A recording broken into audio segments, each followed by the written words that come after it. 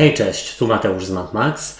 Ja witam Was ciepło i zapraszam na czytanie tygodniowe. I tradycyjnie zobaczymy dla Was ogólną energię, co ma szansę do Was przyjść i odejść do przeszłości, jak Wy się przedstawiacie, rada oraz informacje, czego raczej nie robić i czego unikać w tym tygodniu.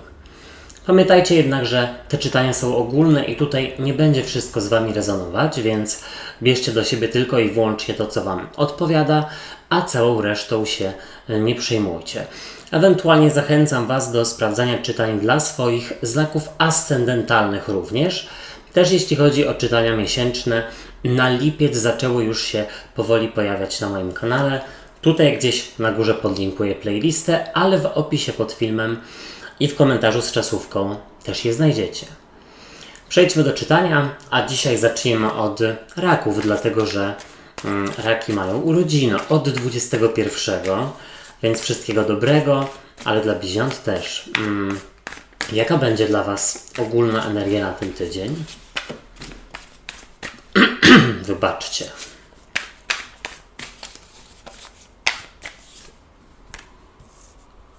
Co do Was przychodzi, co się pojawia? Albo kto?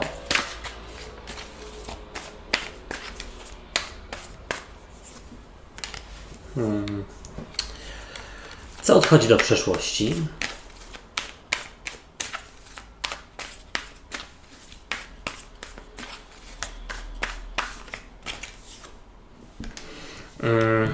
Dziwnie. To znaczy, może nie dziwnie, ale niech ja sobie rozłożę wszystkie karty. Jak Wy się przedstawiacie?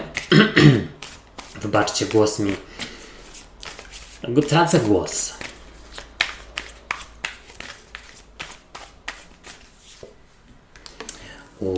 Słuchajcie, macie tutaj dwa asy i ja Wam je pokażę, bo jest to as mieczy oraz as kielichów.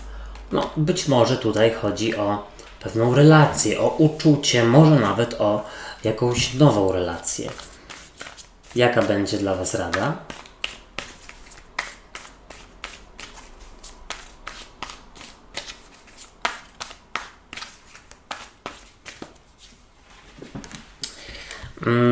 Trzymać nerwy na wodzy. Czego raczej nie robić, czego unikać. Słuchajcie, to wcale nie musi być czytanie takie romantyczne na miłość. Postaram się tutaj przekazać też inny scenariusz. I teraz tak, wydaje mi się, że to też może być związane z jakimiś podróżami, które ostatnio się opóźniały na przykład. Ale zacznijmy od początku. Tutaj zobaczcie, z przełożenia macie kartę dwójki buław, a dwójka buław dosłownie mówi rozdroże. I taką niepewność. Ta karta sugeruje rozdroże i jakąś niepewność, jeśli chodzi o podjęcie pewnej decyzji. Ewentualnie tutaj jest informacja, że w tym tygodniu wypadałoby jasno zaznaczać granice w relacjach z innymi. Po prostu zachowywać się bardzo asertywnie i wydaje mi się, że tutaj więcej na tym zyskacie, aniżeli tutaj będziecie osobami uległymi. W ogóle też mam wrażenie, że jeśli chodzi o tę dwójkę buław, to tutaj chyba Was męczy jakaś, może nawet nie męczy, bo to jest takie trudne słowo, bardzo pejoratywne, ale wydaje mi się, że macie w sobie mnóstwo energii, którą chcecie spożytkować, ale na przykład nie ma ku temu okazji, bo na przykład jest dużo pracy, czy jest dużo obowiązków. Zobaczcie, w ogólnej energii jest dla Was karta Króla Mieczy, i Król Mieczy to przedstawiciel trygonu powietrza, bliźnięta waga lub wodnik. Tutaj może rzeczywiście a propos tego trygonu jest jakieś rozdroże, ewentualnie konieczność stawiania granic. Tutaj nie wiem, czy słyszycie, karetka pogotowia zmierza na sygnale. Pozwólmy jej przyjechać. Ale już nie będę tego wycinać, wybaczcie. Tu jest taka informacja w tym Królu Mieczy, że być może jest to tydzień, w którym trzeba wykazać się spokojem, opanowaniem, powściągliwością, asertywnością, być dosłownie takim przykładem dla innych, jak pracować, jak rozmawiać, jak wypełniać obowiązki. każdym razie ten tydzień wymaga od Was używania przede wszystkim rozumu i logicznego myślenia. No, a co do Was przychodzi? Zobaczcie, przychodzi do Was karta świata, a karta świata, jedna z moich ulubionych w tej talii, która przedstawia roztańczoną kobietę. Ta karta mogłaby sugerować nie tylko o jakimś wyjeździe na przykład zagranicznym, który rzeczywiście mógł ostatnio się opóźniać i tutaj trzeba, po pierwsze, gdzieś spróbować przyspieszyć, ale w taki ładny, dojrzały sposób, a nie tutaj piekląc się. Może też, słuchajcie, szef Was na przykład poprosi o zmianę terminu urlopu. Ale jeśli chodzi o kartę świata, to w ogóle ta karta mogłaby sugerować to, że macie w sobie mnóstwo energii w tym tygodniu. Chcecie właśnie ten świat zdobywać, bawić się, gdzieś tutaj pojechać. Mam wrażenie, że takie, zabawowe sprawy są Wam w głowie. Ewentualnie rzeczywiście związane z wyjazdami, ze spędzaniem czasu z bliskimi. Ale tutaj, słuchajcie, trzeba rzeczywiście w tym tygodniu troszeczkę bardziej się skupić, postarać. Być może rzeczywiście jakiś wyjazd będzie odłożony w czasie na prośbę kogoś w pracy, być może. Albo bliźniąt wagi lub wodnika. I tutaj zobaczcie, do przeszłości odchodzi karta Asa Mieczy, a As Mieczy mógłby mówić o początku nowej komunikacji. I wydaje mi się, że tutaj rzeczywiście trzeba by było inną strategię obrać, nawet jeśli chodzi o, słuchajcie, bo ja tutaj też widzę, że ktoś Was tutaj chce, że tak powiem, wpitolić tutaj w nie wiadomo jakie dodatkowe zajęcia w pracy, ewentualnie za Waszymi plecami gdzieś Wam tutaj zmienić urlop, dzień wolny, godziny pracy czy coś tam i jest tutaj informacja, że trzeba rzeczywiście to odkryć, zmierzyć się z tą osobą, która rzeczywiście ma zamiar coś takiego uczynić, ale właśnie w sposób wyważony. Tutaj mam wrażenie, że tego wyważenia może Wam momentami trochę brakować. Wiadomo, jak się wkurzycie, to gdzieś tutaj od razu chcecie emocjonalnie zareagować. Ale ta karta też by powiedziała, że tutaj jest jakiś nowy etap w relacji z osobą, która ostatnio była chłodna, zimna i niedostępna. Gdzieś tutaj zaczyna robić do Was kroki. Ale zobaczcie, Wy przedstawiacie się jako karta Asa Kielichów, czyli piękna karta, która mogłaby mówić na przykład o wybaczeniu, o nowej relacji, o nowym uczuciu właściwie. I z jednej strony tak, jesteście tutaj w stanie coś dosyć prędko komuś wybaczyć i podarować, machnąć ręką. Tylko zastanówcie się, czy rzeczywiście nie za szybko. Jeśli chodzi o Asa Kielichów, to ta karta w ogóle mogłaby sugerować dużą emocjonalność, która w Was jest. I taka emocjonalność, wylewność rzeczywiście gdzieś w tym tygodniu nie są dobrymi doradcami, tak bym powiedział. Tutaj jeśli chodzi o jakieś opóźniające się wyjazdy, to trzeba rzeczywiście kogoś pospieszyć, ewentualnie wymagać jakichś wyjaśnień na przykład. Ale zobaczcie, tutaj w Radzie jest dla Was karta Królowej Buław, a Królowa Buław to, słuchajcie, może być po pierwsze przełożona, szefowa, jakiś autorytet. Oczywiście to też może być Król Buław, tutaj sobie zmieniajcie, jeśli potrzebujecie. I tutaj w Radzie jest, żeby z takimi osobami rzeczywiście rozmawiać. Ale też w Radzie jest w ogóle trygon ognia. Baran, lew lub strzelec. Dlatego, że Królowa Buław jest właśnie przedstawicielką tego trygonu. Ewentualnie, tutaj jest informacja, żeby pokazać swoją pewność siebie, ale żeby ona była okraszona też taką dojrzałością i trochę powściągliwością. Słuchajcie, tutaj może zamotałem, ale chodzi o to, żeby nie wybuchać, tylko zachowywać się tutaj z klasą, żeby tutaj pokazywać się dojrzalej aniżeli otoczenie, zwłaszcza osoby, które coś tutaj mają opóźniać lub są takie zimne, wyniosłe. I teraz tak, momento. czego nie robić, czego unikać i jest to karta dziewiątki mieczy, a dziewiątka mieczy, no słuchajcie, mogłaby sugerować taki nie tylko autosabotaż, ale wymyślanie sobie problemów, szukanie jakichś blokad, również słuchajcie, nieprzespane noce i sytuacje, w której gdzieś tutaj no, stres bierze górę i rzeczywiście być może przez to nie możecie się skupić albo nie możecie odpocząć normalnie. I tego typu sprawy trzeba tutaj rzeczywiście w tym tygodniu załatwić, porozmawiać. Nie pozwolić, żeby rzeczywiście osoby trzecie tutaj gdzieś wpływały na wasz nastrój. W ogóle wypadałoby tutaj troszeczkę się, wiecie co, wyciszyć w tym tygodniu.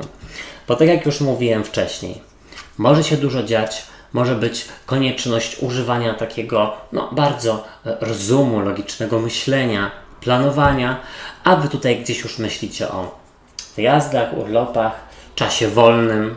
No, kto nie myśli, wszystkiego naraz. Teraz lwy, ja was witam na czytaniu tygodniowym i jaka będzie dla was ogólna energia?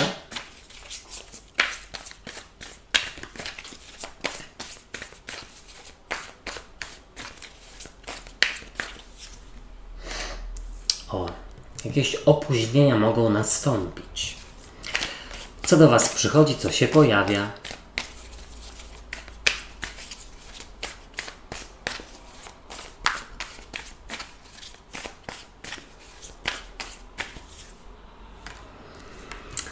Opóźnienia, które was mogą trochę wyprowadzić z równowagi.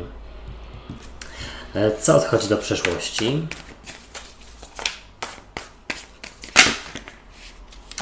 Ok, no tutaj sama karta chciała wypaść.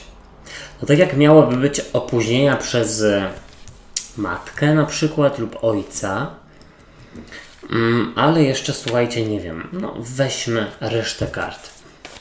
Jak wy się przedstawiacie?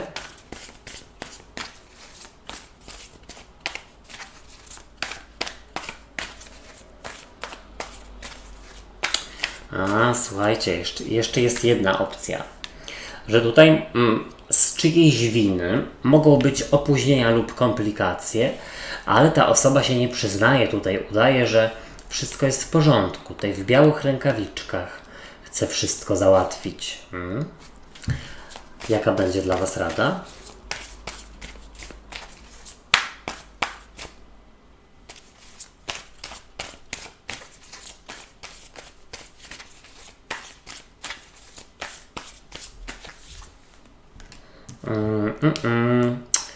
Porozmawiać, nie zamiatać spraw pod dywan, bo to, że coś tam zostanie zapomniane, to nie znaczy, że nie wróci później, jeśli nie będzie załatwione, przegadane.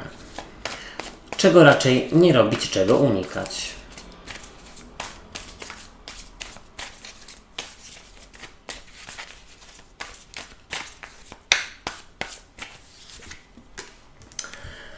No dobrze, dobrze. Słuchajcie, w ogóle mam wrażenie, że w tym tygodniu będzie sporo wyjazdów i nowości. Nawet jeśli komuś to się opóźnia, to też, przekazy też mogą być dotyczące właśnie opóźnień w związku z wyjazdami, ale już powiem, o co chodzi. Zobaczcie, macie tutaj z przełożenia kartę głupca, czyli kartę rozpoczynania od zera, jeśli chodzi o wielkie arkana. Ewentualnie w ogóle kartę, która mogłaby sugerować wyruszenie w jakąś podróż. I tutaj rzeczywiście o podróż może chodzić. Jeśli chodzi o głupca, to też słuchajcie, może być osoba, która troszeczkę gra wam na nerwach lub jest taka frywolna, trochę nie liczy się z waszym zdaniem. Ewentualnie udaje, że wszystko jest w porządku. Moja wina? Gdzie tam? Mnie tam nie było, na przykład. I teraz tak, zobaczcie, w ogólnej energii jest karta Pazia Mieczy, a Paź Mieczy to jest, słuchajcie, śledzik. Ewentualnie w ogóle przedstawiciel trygonu powietrza, czyli bliźnięta, waga lub wodnik. Osoba, która gdzieś tutaj jest właśnie pokroju tego głupca i w tym tygodniu gdzieś tutaj się stara, próbuje, zaczepia. Jedna rzecz. Druga rzecz jest taka, że paź mieczy sugeruje, że, bo jest to karta komunikacji, że w ogóle w tym tygodniu trzeba dużo rozmawiać i wyjaśniać. Paź mieczy też może sugerować, słuchajcie, opóźnienia i wydaje mi się, że w tym tygodniu sporo opóźnień będzie. Czy to za sprawą osób trzecich, czy w ogóle jakaś podróż, jakiś wyjazd, mam wrażenie, że będzie odłożony w czasie. I teraz zobaczcie, przychodzi do Was karta dwójki mieczy, a dwójka mieczy przedstawia tutaj osobę, która broni do siebie dostępu dwoma mieczami. Jest to informacja, że po pierwsze, troszeczkę nie zgadzacie się na opóźnienia w tym tygodniu i troszeczkę może to sprawić, że walczycie sami ze sobą, na przykład ze swoimi emocjami, czyli te opóźnienia Was po prostu wkurzają i chcecie zrobić wszystko, żeby ich nie było. Tak za wszelką cenę, co nie jest dobre dla Waszego zdrowia. Jeśli chodzi o dwójkę mieczy, to też jest karta właśnie zamknięcia się. A propos tych niepoważnych osób, które nie wiedzą, czego chcą, które pojawiają się i znikają i gdzieś tam Was po prostu lekceważą. Jest z Wami ten numer. Wy takiej energii nie potrzebujecie. Zobaczcie, tutaj do przeszłości odchodzi karta kapłanki, a kapłanka, czy tam papieżyca, to jest panna, albo w ogóle trygon ziemi, pyk, panna, koziorożec. I tutaj, słuchajcie, to czytanie też może być właśnie dookoła tego trygonu. Ale w ogóle kapłanka jest osobą, która ma ogromną wiedzę na swój temat, na temat życia, jest mądra, gdzieś tutaj wie, czego chce, a czego nie chce. I jako, że ta karta odchodzi do przeszłości, to mi się wydaje, że tutaj gdzieś naprawdę tak konkretnie na kogoś się zamykacie, na kogoś rzeczywiście, gdzieś tutaj przynajmniej w tym tygodniu, chciałem powiedzieć, że przymykacie oko, odwracacie po prostu, tak bym powiedział. W tym tygodniu chyba potrzebujecie spędzić więcej czasu, może nawet w samotności, ewentualnie z bliskimi, a nie z osobami, które gdzieś tutaj mogłyby konszachtować. I w ogóle mi się wydaje, że ta karta kapłanki, słuchajcie, mogłaby też sugerować, że ostatnio może wyszło coś na jaw, co Wam się nie podobało i przez to jest pewien foch. Tylko nie ma rozmowy gdzieś tutaj, a pamiętacie, że w ogólnej energii jest informacja, że rozmawiać trzeba. Zobaczcie, Wy przedstawiacie się jako karta pustelnika, a pustelnik to jest właśnie ktoś, kto się izoluje i dystansuje, żeby odpocząć, żeby sobie coś przemyśleć. A może rzeczywiście w ogóle jesteście osobami, które w tym tygodniu potrzebują więcej przestrzeni i mniej kontroli i zazdrości w relacjach z najbliższymi. Być może jeśli chodzi o partnerów czy tam partnerki. Pustelnik mógłby jak najbardziej sugerować, że znowu tutaj gdzieś odwracacie się do osoby, która zachowuje się tak jak wcześniej wspomniałem, czyli nie wie, czego chce, pojawia się i znika. Gdzieś tutaj naprawdę ma się postarać. Nie z Wami te numery, nie tak szybko zdobyć Wasze zaufanie. Zobaczcie, dla Was w radzie jest karta piątki mieczy, a piątka mieczy właśnie, słuchajcie, sugeruje brak komunikacji i zamiatanie spraw pod dywan. Czyli tutaj rzeczywiście trzeba porozmawiać i jeżeli jest foch, to nie liczyć, że druga osoba będzie wiedziała, o co chodzi, tylko gdzieś tutaj rzeczywiście dojrzale się zachować i wprost powiedzieć, bo pamiętajcie, że nie wszyscy mają na tyle poukładane, że tak powiem, pod sufitem, żeby wiedzieć, o co chodziło. Niektórzy nawet nie zwracają uwagi na to, czy innych ranią, albo w ogóle jakie uczucia w innych wzbudzają. Piątka mieczy rozmawiać, ale też w ogóle wydaje mi się, żeby dać sobie spokój z popędzaniem tego, co ostatnio albo w tym tygodniu rzeczywiście jest spowolnione, coś, co się opóźnia. Po prostu. Czego nie robić, czego unikać i jest to karta dziewiątki monet, a dziewiątka monet jest kartą samowystarczalności i ona przedstawia osobę, która no gdzieś tutaj świetnie się czuje w swoim towarzystwie, ma tyle, ile jej potrzeba i nie chce, żeby ktoś jej tę przestrzeń zakłócił, popsuł. No po prostu informacja jest taka, żeby nie zapominać o swojej godności, o swojej przestrzeni, o tym, że potrzebujecie gdzieś też rzeczywiście oddechu lub no właśnie tego czego? Co ja tam mówiłem? No, tej przestrzeni w relacji. No nie pozwolić po prostu komuś tę swoją przestrzeń zabierać, kontrolować, sprawdzać, zwłaszcza jeśli no gdzieś tutaj ta druga osoba wcale nie jest taka fair w stosunku do Was. Wszystkiego na. Teraz panny i pannicze, witam Was na tygodniówce. Jaka będzie dla Was ogólna energia?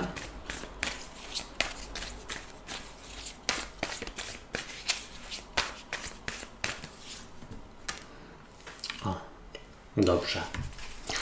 Co do Was przychodzi, co się pojawia?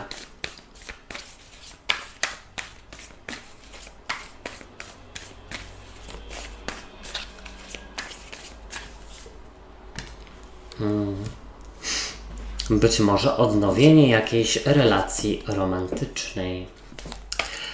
Co odchodzi do przeszłości?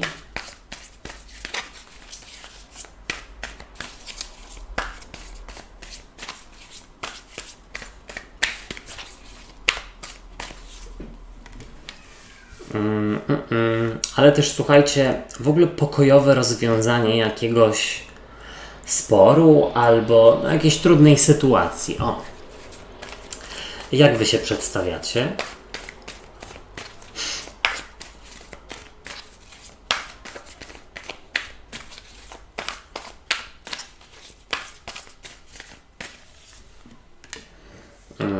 O, tutaj ktoś, słuchajcie, z Was przejmuje kontrolę. Bardzo dobrze. Może to być związane z osobą rozhulaną, która gdzieś tutaj, no, robi co chce i nie liczy się z tym, co Wy o tym myślicie, zwłaszcza dla związków. Rada dla Was.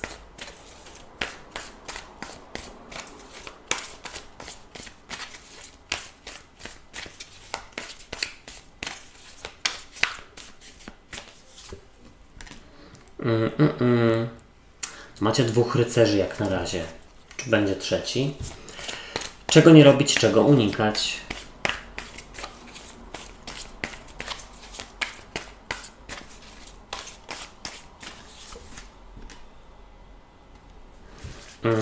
No dobrze. W takim wielkim skrócie, słuchajcie, ale momento. To panny są w stanie zapobiec zawaleniu się czegoś. Jesteście tutaj w stanie coś skontrolować, przypilnować, sprawić, by to się odbyło, odnowiło. Ale zacznijmy od początku. Zobaczcie. Z przełożenia jest karta 7 buław, a 7 buław, no właśnie sugeruje, tutaj zobaczcie taką wojowniczkę, która no jest jakoś bardzo pewna siebie i skupiona na swoim celu. Doskonale wie, co ma robić. Tak bym powiedział. No jasno, prosto do celu. Bez żadnych rozpraszaczy dookoła. W ogóle tutaj, zobaczcie, jest przedstawiona osoba, która pilnuje swoich granic, która gdzieś tutaj jest w stanie upilnować rzeczywiście czegoś, na czym jej zależy. Ta karta jak najbardziej mówi o tym, że w tym tygodniu zadzieje się coś, co będzie dawało Wam plony, że tak powiem, no na lata, w takiej szerszej perspektywie. Coś przyszłościowego. O co chodzi? No jeszcze nie wiem. Zobaczcie, w ogólnej energii jest tutaj dla Was karta rycerza kielichów, a rycerz kielichów na delfinie to może być, słuchajcie, o, potwierdzenie. Poczekajmy, niech.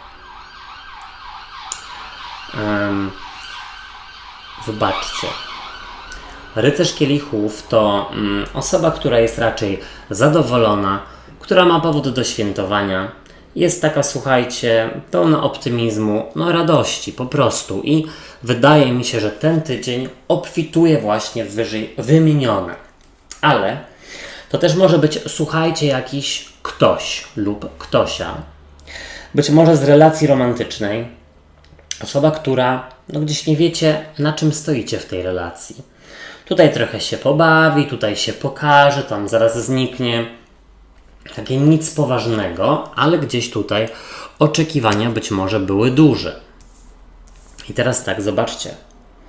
Przychodzi do Was karta śmierci, a śmierć to jest karta takiego odrodzenia, transformacji, bo no, ta karta wcale nie musi mówić o zakończeniu czegoś, tylko właśnie wręcz przeciwnie, że coś tutaj na nowo się rodzi. Ta karta jest często pokazywana jako małe dziecko lub fajerwerki, czyli wybuch czegoś nowego. I teraz tak, być może coś się odmieni i odrodzi, dlatego jest rzeczywiście energia tego rycerza kielichów, czyli jakiegoś świętowania i optymizmu.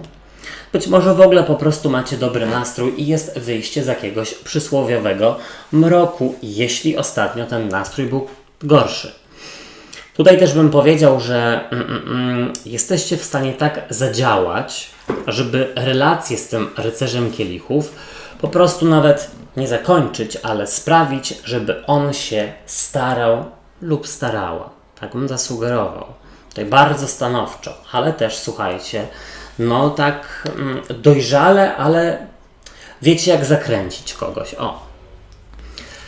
Zobaczcie, tutaj do przeszłości odchodzi karta wieży, a no, wieża mogłaby mówić o zawaleniu się czegoś, o zakończeniu się czegoś. W ogóle o tym, że tutaj ostatnio było chwiejnie, jeśli chodzi o Wasz nastrój. Jeśli chodzi o pewną relację, w której, tak jak już wspomniałem, no nie wiadomo na czym stoicie i nie wiadomo w którą stronę to zmierza. Ta karta odchodzi do przeszłości, więc wychodzi gdzieś na to, że jesteście w stanie to zebrać do kupy, naprawić. Jesteście w stanie tutaj kogoś, no kto na przykład lekceważy i ma frywolne podejście do związków i do życia, jesteście w stanie taką osobę po prostu najzwyczajniej w świecie przywołać do porządków. Do porządku, a może i do porządków, słuchajcie. A w ogóle ta karta wieży odchodząca do przeszłości sugeruje, że jest jakaś stabilizacja w głowie. No po prostu, nie ma gdzieś tutaj wybuchowości, nie ma gdzieś nerwów. No, dobrze. Zobaczcie, Wy przedstawiacie się jako karta diabła, a diabeł to karta, która mogłaby sugerować kontrolę. No i to rzeczywiście, że umiecie przejąć pałeczkę gdzieś tutaj i kontrolować sytuację, tak aby doprowadzić ją do końca lub no, przywołać kogoś do porządku, tak jak już wcześniej mówiłem. Tutaj mam wrażenie, że też macie taką kontrolę nad swoimi emocjami i gdzieś to dostrzegacie, że no, gdzieś one są też drogowskazem, który no, wskazuje nam drogę i mówi o tym, w którym miejscu, no w danej chwili jesteście. Jestem ja, jesteście wy. Karta diabła też w ogóle mogłaby powiedzieć, że w tym tygodniu dobrze wam zrobi jakieś ukojenie się. Bo być może ostatnio było sporo stresu, a co was ukoi, to no ja już tego nie wiem, ale być może jakieś, no nie wiem, spacery po lesie, jakieś jazda na rowerze, sport, a może słuchajcie, pyszne jedzenie, może niech ktoś sobie jakiś placek upiecze. Słuchajcie, w Radzie jest karta rycerza buław na nosorożcu i ta karta mogłaby sugerować, żeby rzeczywiście coś kontrolować, żeby rzeczywiście komuś tutaj przemówić do rozsądku tak konkretnie, zwłaszcza jeśli widzicie, że ta osoba, to jest waszego otoczenia, robi sobie na przykład krzywdę, być może spożywaniem wielkiej ilości słodyczy, używek i tak dalej, no cokolwiek. Tutaj gdzieś bądźcie od kogoś mądrzejsi, ale też słuchajcie, silniejsi, dojrzalsi. Pokażcie komuś drogę. Taka jest rada. No i w ogóle też trzymać nerwy na wodzy. Jeśli przyjdzie ukojenie, a w tym tygodniu widzę, że przyjdzie, no to gdzieś tutaj nie rozpraszać się wymyślaniem sobie nowych problemów, bo wydaje mi się, że do tego macie nosa. Zobaczcie, czego nie robić, czego unikać i jest to karta 10 monet. 10 monet mogłaby, słuchajcie, sugerować po pierwsze obfitość finansową i no tutaj wypadałoby się z kimś nie dzielić pieniędzmi w tym tygodniu. Na przykład, jeśli ktoś przyhulał lub przehulała i teraz Was prosi o więcej, no to nie pożyczać, bo najprawdopodobniej też przehula i znowu wróci. 10 monet też w ogóle sugeruje, żeby nie unikać czasu na nudę. Dlatego, że w nudzie, w odpoczynku można sobie nieźle oczyścić głowę, zobaczyć, co tam się w ogóle dzieje, wpaść na pewne pomysły, jak rozwiązać pewne problemy, może. Nie bójcie się nudy. O, tak bym powiedział. Wszystkiego naj. Teraz wagi. Ja Was witam na czytaniu tygodniowym. No i sprawdźmy, jaka będzie dla Was ogólna energia.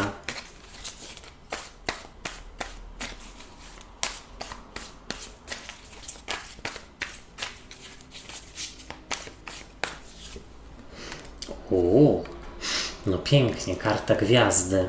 Moja ulubiona. Co do Was przychodzi, co się pojawia?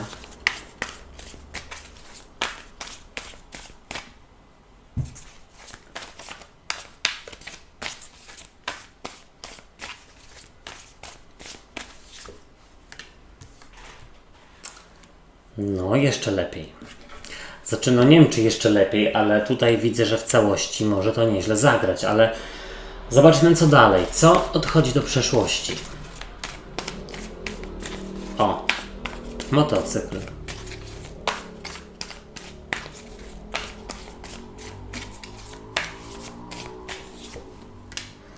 Do przeszłości odchodzi niezdecydowanie. Do przeszłości odchodzi niepewność, jeśli chodzi być może o pewną relację lub to, co macie robić ze swoim życiem. Jak Wy się przedstawiacie?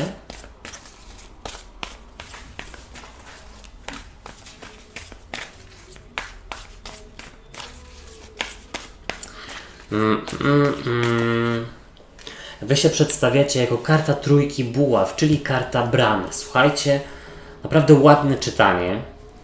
Być może związane ze spełnianiem marzeń lub swoich planów i celów a propos podróży, a propos przeprowadzki. Tutaj też w ogóle widzę, że zaczyna się dla części z Was nowy etap i to wcale nie musi chodzić o to, że w tym tygodniu wszystkie wagi po prostu zmieniają pracę czy się przeprowadzają, ale być może przejrzą na oczy, jeśli chodzi o pewien problem, pewną relację. Jest Wam tutaj łatwiej coś rozwikłać lub przetrawić. Jaka będzie dla Was rada?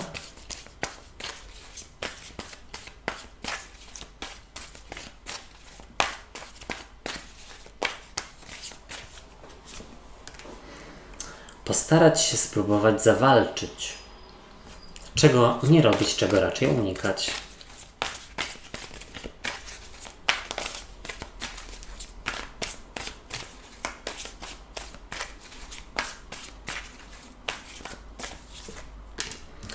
No, słuchajcie, piękne czytanie. Aż muszę tutaj złapać soku. I teraz tak. Czytanie może dotyczyć miłości, jakiejś relacji, bądź, słuchajcie, podpisania jakiejś umowy, ugody, zawarcia sojuszu. Tutaj jest dużo takiej wspólnego działania. Zacznijmy od tego, że z przełożenia macie kartę dwójki kielichów, a dwójka kielichów to karta miłości, czułości, zaangażowania. Ona tutaj przedstawia dwie osoby, które rzeczywiście mają się ku sobie i jeśli jeszcze do tej pory tego nie widzieliście, nie widziałyście, to teraz widzicie w pewnej z Waszych relacji. Ewentualnie ta karta może sugerować, że w jakichś bliskich relacjach jest po prostu zgoda, czułość. Działacie na własną korzyść, a nie na swoją korzyść nawzajem, a nie przeszkadzacie tutaj sobie i robicie pod górkę. Dwójka monet, słuchajcie, jak najbardziej mogłaby pokazywać ugodę pomiędzy dwoma stronami lub korzystne podpisanie umowy, zawarcie paktu, sojuszu. Zwłaszcza dla osób, które tutaj planują wyjazdy, podróże, przeprowadzki. O, tak bym zasugerował.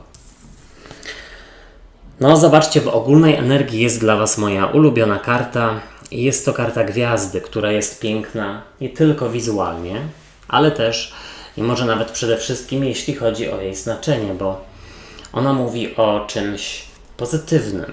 Ona mówi o nadziei. Ta karta jak najbardziej sugeruje to, że no właśnie myślicie pozytywnie i czujecie w jakimś temacie, który Was ostatnio bardzo interesował. Czy to miłość, czy no rzeczywiście tutaj macie zamiar z kimś podpisać jakąś umowę lub zawrzeć, no nie wiem, współpracę. No to tutaj właśnie ta karta sugeruje, że widzicie w tym wszystkim jakiś sens. Że macie tutaj nadzieję, że się uda. Tutaj gdzieś, nawet nie to, że patrzycie przez różowe okulary, tylko w ogóle czujecie, że gdzieś okej, to jest dla mnie.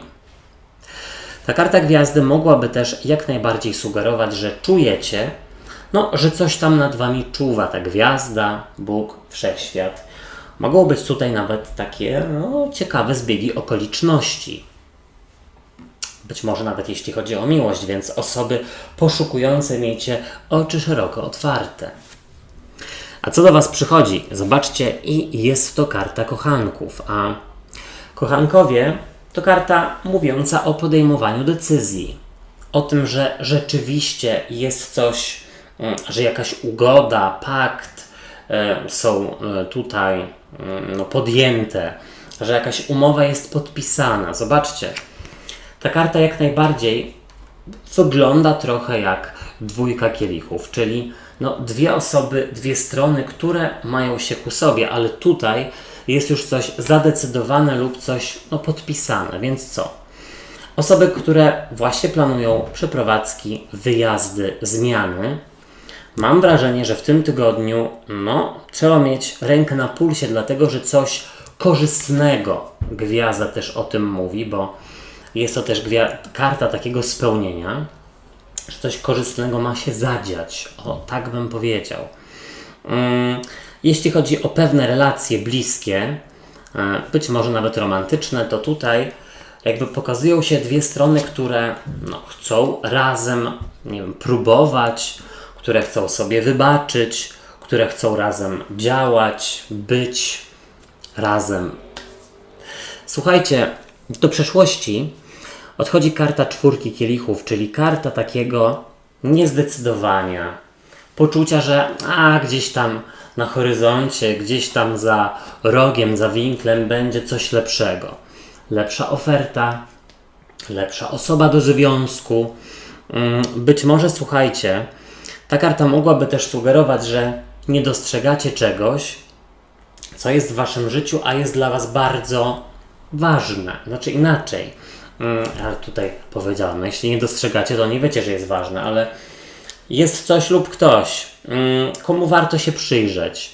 Czy to jest rzeczywiście oferta pracy, czy jakiegoś, nie wiem, mieszkania, domu, czy w ogóle ktoś, kto jest w Waszej grupie przyjaciół czy znajomych.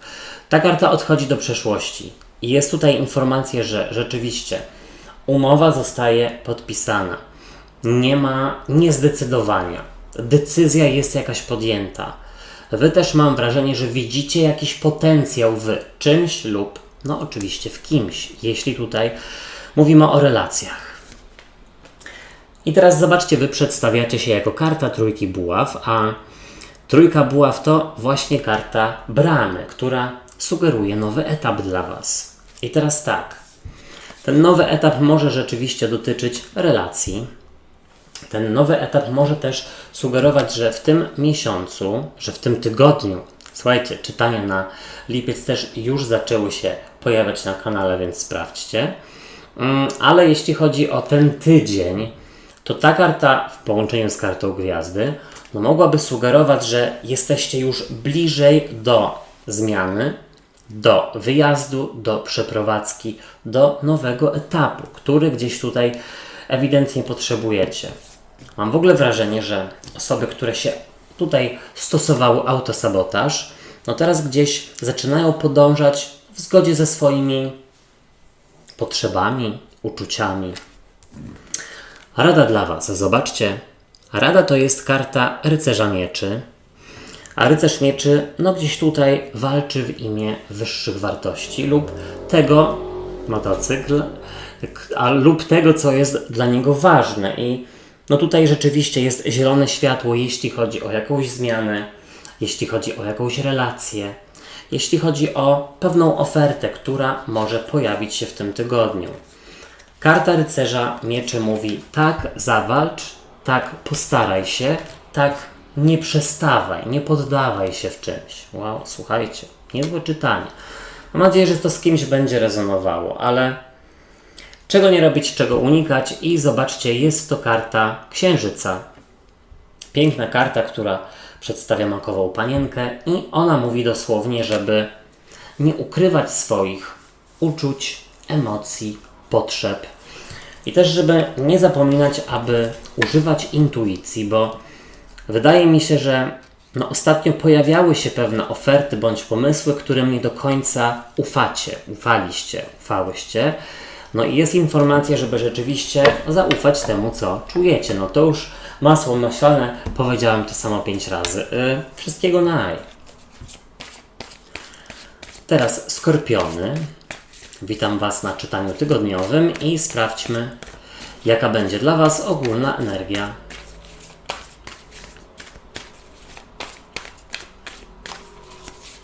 O, momencik, bo wypadła mi karta.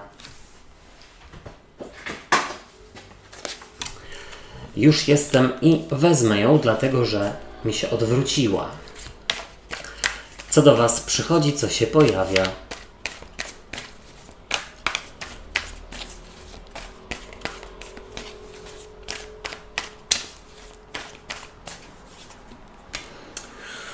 A, no nieźle. Na razie macie już 2 asy. Co odchodzi do przeszłości?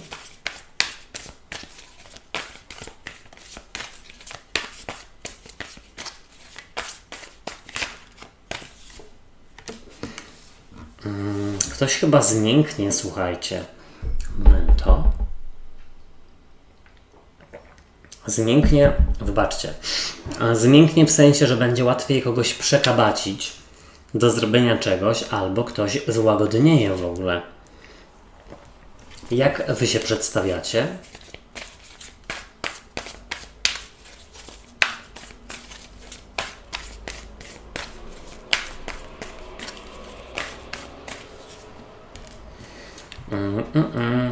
Tutaj jest informacja, że już, a tak bardzo banalnie i ogólnie, ale jest informacja, że jesteście już blisko osiągnięcia czegoś. Rada dla Was.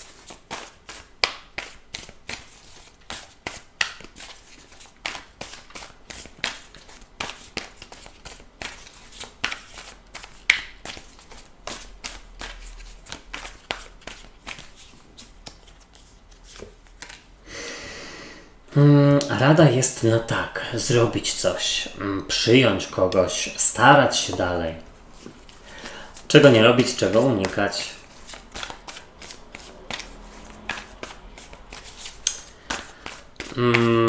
W ogóle mam wrażenie, że skorpiony mogą mieć też taką, jak to powiedzieć, że taki sposób radzenia sobie z rzeczywistością, że może troszeczkę się zamykacie w sobie, albo nie chcecie poprosić kogoś o pomoc lub przyjąć pomocy danej osoby. No słuchajcie, niezłe karty, naprawdę. Z przełożenia jest dla Was karta koła fortuny, no a jak sama nazwa wskazuje, fortuna kołem się toczy. Raz na dole, raz na górze, raz gorzej, raz lepiej i gdzieś ta karta mogłaby sugerować, że sinusoida idzie w górę. W ogóle tutaj ta karta sugeruje łód szczęścia i jakieś niespodziewane wydarzenia. Jeśli chodzi o osoby, które szukają miłości, i to podobny przekaz był u poprzedniego znaku, no to wypadałoby rzeczywiście nie przestawać, bo w tym tygodniu mam wrażenie, że coś tam może się pojawić. Koło Fortuny mówi o tym, że macie szczęście. Zobaczcie, w ogólnej energii jest dla Was karta Asa Kielichów, a As Kielichów to karta początku nowej miłości, nowej relacji, nowego zauroczenia, więc tutaj słuchajcie, postarać się. Znaczy postarać. No po prostu żyć towarzysko, mieć to życie towarzyskie, zwłaszcza w tym tygodniu, zwłaszcza osoby, które poszukują, ale As Kielichów też w ogóle sugeruje, że to będzie bardzo emocjonalny i emocjonujący tydzień, w którym dużo się zadzieje.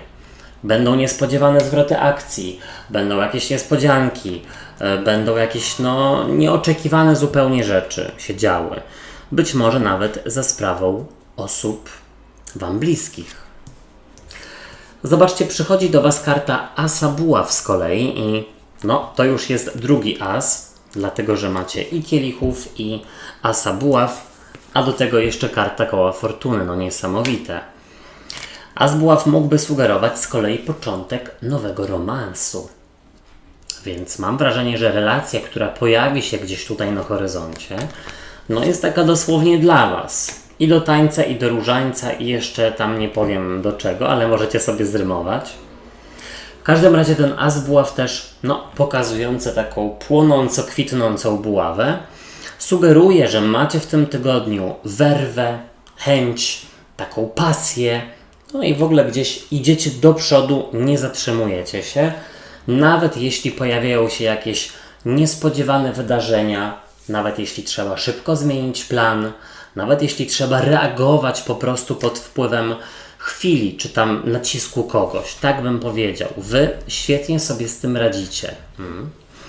W ogóle As Kielichów też mógłby mówić o pogodzeniu się z kimś, wybaczeniu komuś, a As Buław o nowym początku pełnym pasji, więc wydaje mi się, że kogoś czeka nowy start w pewnej relacji. I teraz zobaczcie, do przeszłości odchodzi karta cesarza, a cesarz to jest taką wyniosłą, apodyktyczną osobą, która lubi rozstawiać po kątach i rządzić sobie, ale ta karta odchodzi do przeszłości, więc wychodzi na to, że albo cesarz lub cesarzowa, to już w zależności od tego, jaką macie sytuację, gdzieś złagodnieje w tym tygodniu, lub wy po prostu wiecie, jak tutaj wpłynąć na tę drugą osobę, żeby gdzieś tutaj przestała się rządzić. Tak bym powiedział. Karta cesarza też mogłaby sugerować, odchodząca do przeszłości, że czasami chcecie zrobić wszystko sami lub same, bo czujecie, że zrobicie to najlepiej. Pewnie tak jest, ale też pamiętajcie, że bliscy, czy w ogóle ludzie, którzy Was otaczają, też chcieliby się poczuć potrzebni, czy potrzebne, więc czasami warto gdzieś tutaj te obowiązki z pleców zrzucić i kogoś poprosić o pomoc lub przyjąć czyjąś pomoc. Zobaczcie, Wy przedstawiacie się jako karta dziewiątki buław, a dziewiątka buław, jedna z moich ulubionych kart w tej talii, jest przepiękna. Tutaj pokazuje taką wojowniczkę, która gdzieś stawia przed sobą mur, ewentualnie gdzieś bardzo ciężko pracuje i bardzo się stara, ale jest już bardzo blisko jakiejś pełni, czyli tej dziesiątki buław. O co chodzi? Chodzi gdzieś o to, że Wasze starania, jeśli chodzi być może o nową pracę, o odnowienie relacji, o jakąś zmianę w Waszym życiu, gdzieś tutaj najprawdopodobniej już zaraz będzie widać efekty tego Waszego starania się. Inna rzecz jest taka, że dziewiątka buław sugeruje, że zachowujecie dystans do osób, które ostatnio nabroiły. I to dobrze, dlatego że nie mogą zobaczyć, że tutaj od razu powiedzą dwa ciepłe słowa, zrobią maślane oczy i Wy już od razu tutaj ręce otwieracie, nie wiadomo co tam jeszcze. Nie, Wy tutaj znacie swoją wartość i wiecie, że nie tak łatwo. Zobaczcie, w Radzie jest dla Was karta kochanków, a kochankowie to karta podejmowania decyzji, lub jakiegoś rozejmu, paktu, podpisywania umowy, zdecydowania się na coś. I ta karta dosłownie mówi, żeby wybaczyć, żeby dać komuś szansę, żeby pozwolić komuś się starać, ale właśnie to nie chodzi tylko o to, żeby machnąć ręką i dobra, dawaj, tylko niech rzeczywiście ta osoba pokaże, gdzieś przez jakiś czas, że się stara i to nie jest tylko chwilowe. Czego nie robić, czego unikać i jest to karta Króla Kielichów. I słuchajcie, powiem tak. Król Kielichów to jest przedstawiciel trygonu wody, rak, skorpion, ryby. Czyli co? Działajcie w zgodzie ze sobą. Jeśli naprawdę Wam na czymś zależy, to nie odpuszczajcie. Król Kielichów też w ogóle sugeruje, że w tym tygodniu trzeba mieć nerwy na wodzy, że tak powiem, i troszeczkę się wyciszać, bo mam wrażenie, że będzie się działo i dookoła, i gdzieś tutaj w Waszych głowach. Ale też jest informacja, żeby w tym tygodniu zrezygnować z używek. I czy to jest kawa, czy jakieś tam słodycze, czy jakieś tam, wiecie, środki wyskokowe, napoje, to Wam nie pomoże przetrwać tego tygodnia, że tak powiem, w spokoju i w skupieniu. Zrezygnować raczej wszystkiego na. Teraz strzelce. Witam Was na tygodniówce i sprawdźmy, jaka będzie dla Was ogólna energia.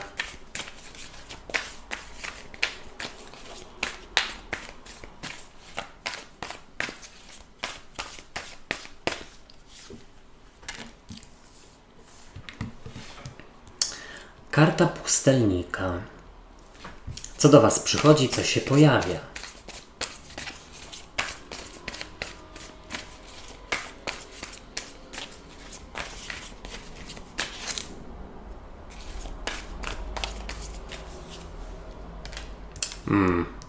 To dziwne momento.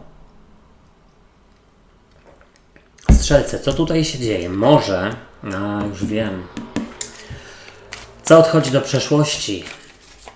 Niech ja sobie tutaj tylko dobiorę więcej kart i zobaczymy, czy jest tak, jak mi się wydaje.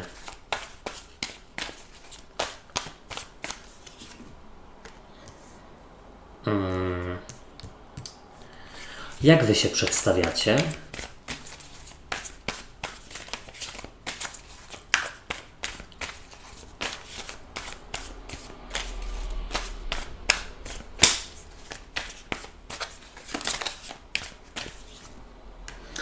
Słuchajcie, klasyczny, typowy rozkład, który mówi o tym, żeby... jest to ostrzeżenie. Totalnie jest to ostrzeżenie. Być może nie dla wszystkich, bo czytania są ogólne. W razie czego sprawdzajcie też czytania dla swoich znaków ascendentalnych. Rada dla Was.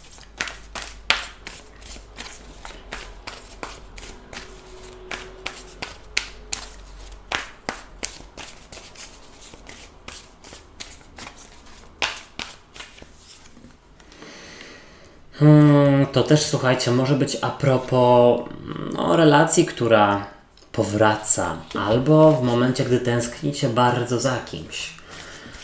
Czego raczej nie robić, czego unikać.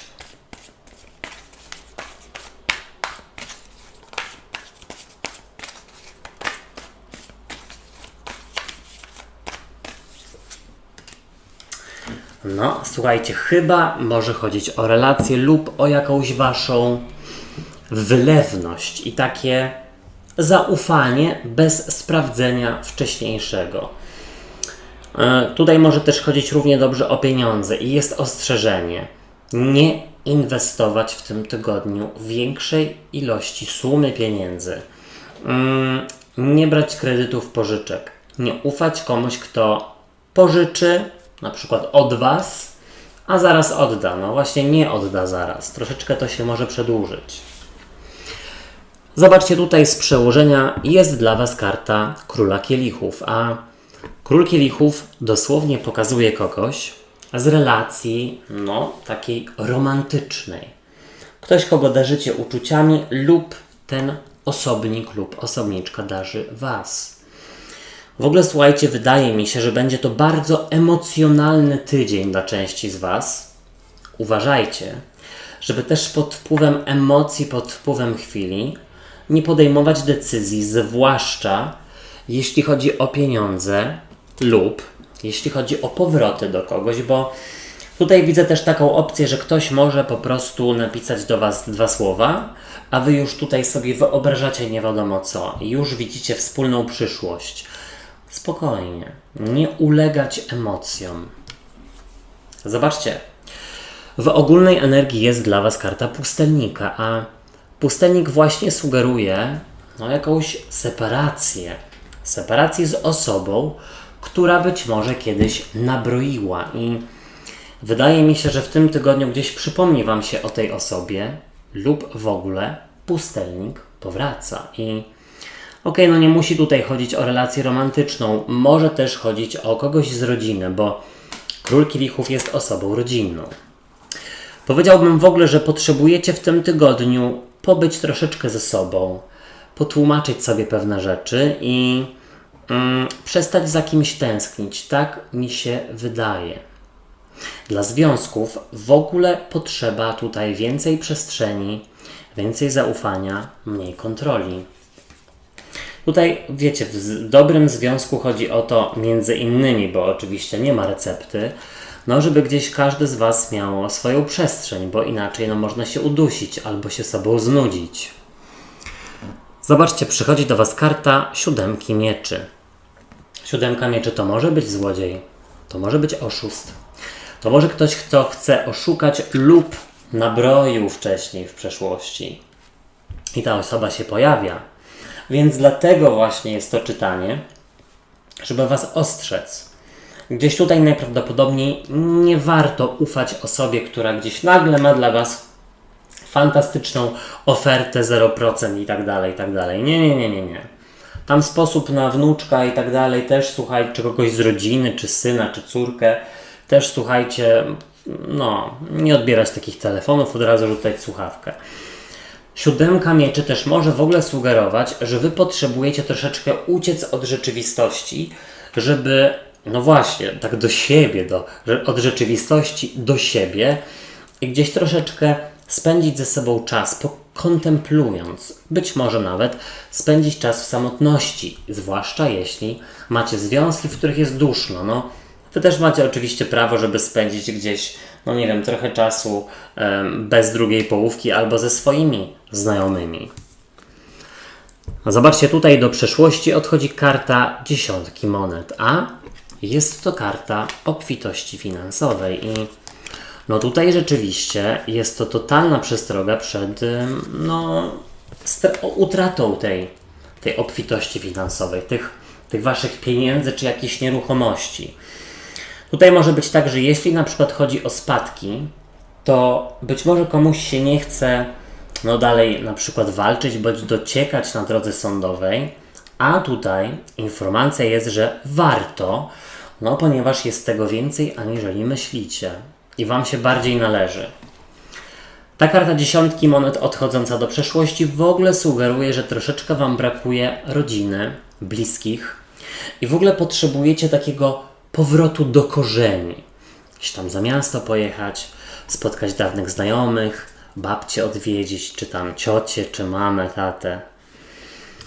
Zobaczcie, Wy przedstawiacie się jako 5 monet, a dosłownie jest to karta braku. Na przykład braku finansowego i nie mówię Wam, że tutaj będzie jakieś złodziejstwo w tym tygodniu. Nie musi być. Jeśli tutaj uważacie rzeczywiście na swoje finanse, czy tam swoje dobra. 5 monet mogłaby też, słuchajcie, sugerować tęsknotę. Tęsknotę i poczucie braku. Ktoś może rzeczywiście tęsknić za pustelnikiem, czyli bliską osobą, z którą jest rozłąka z różnych powodów. Może na przykład jeśli chodzi o pracę czy o podróż. Pustelnik i 5 monet też mogą sugerować, że tęsknicie za kimś z przeszłości lub po prostu tutaj w tym przypadku widzę, że tęsknicie za rodziną i za takim błogim czasem, gdy było mniej obowiązków i można było tam sobie hasać po łące, zbierać truskawki z pola i jeść po prostu bez mycia, bo jeszcze nie było jakichś tam strasznych oprysków i tak dalej. W Radzie, zobaczcie, jest dla Was karta świata, a karta świata sugeruje nowy etap, wyruszenie do przodu, być może wyjazd na przykład za granicę. Ta karta sugeruje, żeby tak, gdzieś pojechać, żeby pozwolić sobie na moment taki właśnie, słuchajcie, frywolny, nie myśląc o obowiązkach, czy to w weekend, czy jakieś dodatkowe wolne. Ta karta w Radzie mówi też o tym, żeby jakiś etap za sobą zostawić, zakończyć. Zwłaszcza jeśli tutaj chodzi o tęsknotę za kimś, kto odszedł, odeszła, albo w ogóle za kimś, kto powraca, tak bym powiedział. No karta świata. Zrobić coś dla siebie, zabawić się, rozluźnić, być może odbyć jakąś podróż do korzeni. Zobaczcie, czego nie robić, czego unikać i jest to karta 10 kielichów, a 10 kielichów przedstawia dwie syreny, które gdzieś tutaj mają się ku sobie. Mają przed sobą wspólną przyszłość. Tutaj świetnie się ze sobą czują, kokoszą się. Jest to informacja, żeby nie dawać komuś szansy z przeszłości, po prostu. Kolejna rzecz jest taka, że 10 kielichów mogłaby w ogóle pokazywać wasze otoczenie waszych najbliższych, być może rodziny.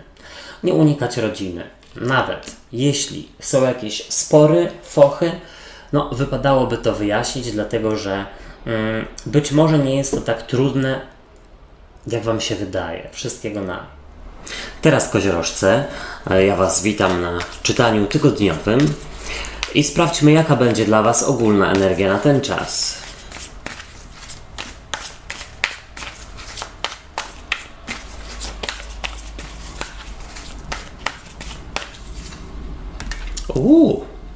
Dobrze, karta słońca. Co do was przychodzi, co się pojawia?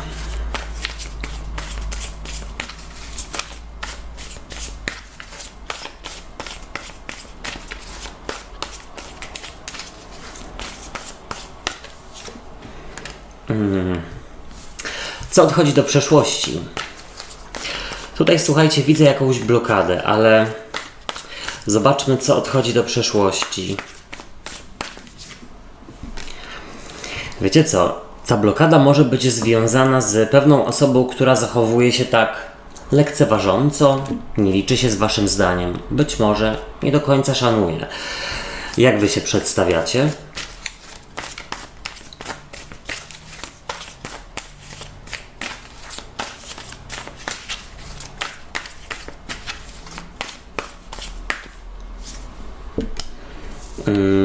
No dobrze, dobrze. Osoba stanowcza, asertywna. Jaka będzie dla was rada?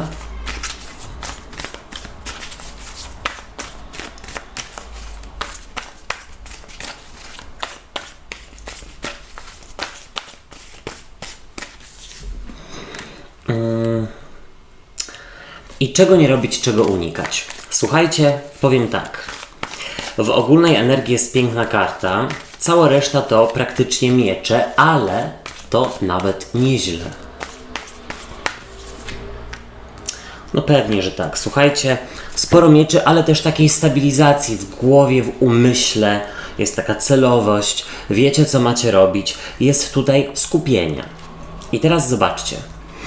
Tutaj z przełożenia, wziąłem dwie karty, jest dla was karta kapłana. A kapłan to jest byk, ewentualnie panna lub koziorożec, czyli przedstawiciel trygonu Ziemi. Więc co? Gdzieś jest tutaj wasza energia, bardzo dobrze. W ogóle kapłan, czy tam papież, jest kartą, która sugeruje kontrolę, autorytet, sprawowanie władzy, bądź w ogóle kogoś, kto właśnie utrzymuje kontrolę na pewnym poziomie i jest z tego zadowolony. Tutaj jest jakiś respekt do tego kapłana i wydaje mi się, że chodzi o respekt, o szacunek rzeczywiście do was. Tak bym powiedział. Jeśli chodzi o ogarnianie rzeczywistości, no to tutaj w jednym paluszku, dlatego że kapłan, jak wiecie, umie tutaj, właściwie papież, czy tam arcykapłan, czy biskup, umie tutaj zarządzać, więc to on ma tutaj wszystko poukładane tak jak trzeba. I zobaczcie. W ogólnej energii jest dla was karta Słońca, a Słońce to karta, która sugeruje radość, zadowolenie, pozytywną energię, pogodę ducha. Jest to karta, która mówi na tak, że raczej będzie optymistycznie i pozytywnie w tym tygodniu. Karta Słońca mogłaby też, słuchajcie, przedstawiać osobę nie do końca dojrzałą, ale nie tylko wiekiem, a być może, słuchajcie, w ogóle tak emocjonalnie. I być może a propos tego rozkładu, no rzeczywiście jest to czytanie. Karta Słońca, zobaczcie, tu jest dziecko przedstawione, które jeszcze nic nie wie, dopiero odkrywa świat. I teraz zobaczcie, przychodzi do Was karta dwójki mieczy, a dwójka mieczy to taka zamknięta postawa i bronienie do siebie dostępu. Jest to informacja, że być może gdzieś tutaj był lub jest foch. A propos właśnie osoby, która jest troszeczkę niepoważna i trochę z Wami pogrywa. Dwójka mieczy to jest taka ogromna asertywność i taka dosyć zamknięta pozycja. Ja się teraz dystansuję, ogarniam swoją rzeczywistość, a Ty gdzieś rób sobie to, co potrzebujesz. Jeśli chcesz, to gdzieś tutaj staraj się, jeśli nie, to też będzie dla mnie dobrze. Ja mam inne obowiązki. Tak bym zasugerował. Dwójka mieczy, właśnie takie granice, asertywność, super. Tutaj zobaczcie, do przeszłości odchodzi karta głupca i głupiec, tak właśnie patrząc na cały rozkład, mógłby podobnie jak karta Słońca przedstawiać kogoś, kto jest taki rozhulany, nie myśli tutaj o konsekwencjach. Ktoś, kto ma, nawet nie to, że nieszczere, ale po prostu niewidoczne zamiary. Sam nie wie, czego chce. Tak bym powiedział. Zobaczcie, ten głupiec tutaj balansuje na krawędzi. Jeszcze tutaj gra na trąbce, tutaj sobie tańczy, jakiegoś pieska tam ma z tyłu, którego wypadałoby pilnować. I ta karta odchodzi do przeszłości. Momento. I to chodzi o to, że Wy taką osobę właśnie niepoważną, tego w cudzysłowie głupca, jesteście w stanie doprowadzić do pionu, do porządku. I gdzieś mam wrażenie, że taka osoba, widząc wasz chłód może, albo waszą stanowczość i waszą zajętość, niedostępność, jest gdzieś po prostu w takim zagrożeniu. Wiecie, o co chodzi. Zobaczcie, Wy przedstawiacie się jako karta Króla Mieczy albo Królowej Mieczy, to już możecie sobie odwracać tę energię. I Król Mieczy to reprezentant trygonu powietrza, czyli bliźnięta waga lub wodnik.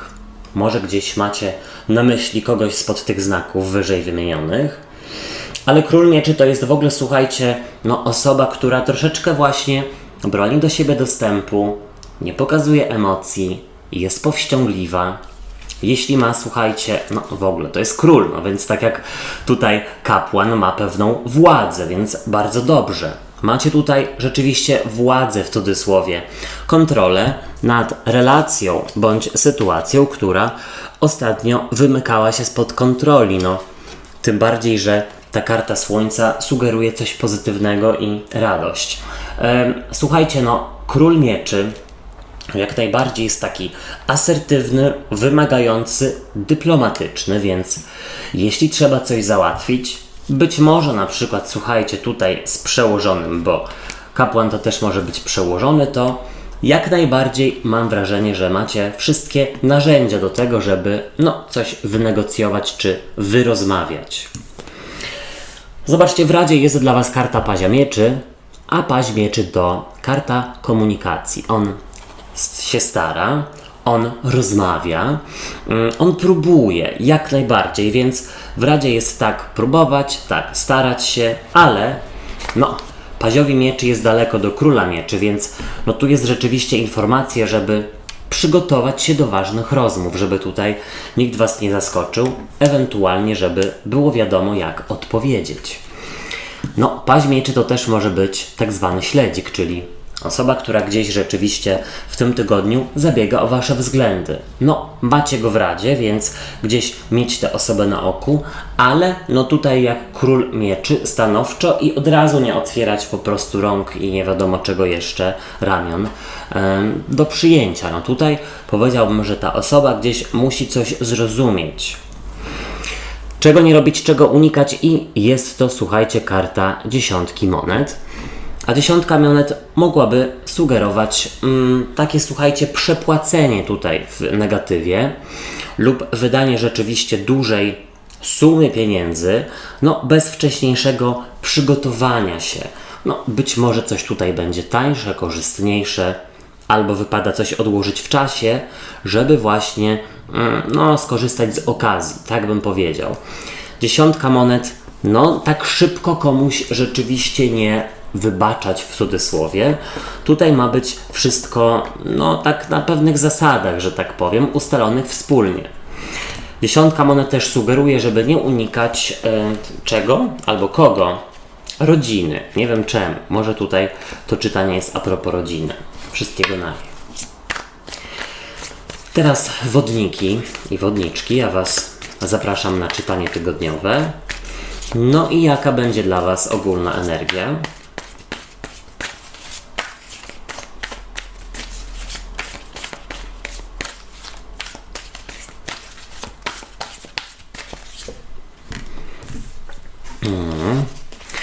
Co do Was przychodzi, co się pojawia?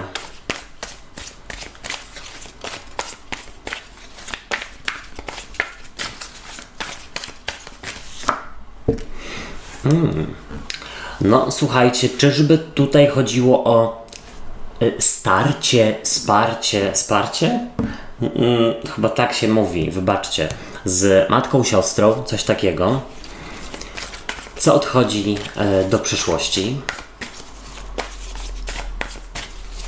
Że ktoś się wspiera, to jak to się mówi? Wsparcie? Chyba nie.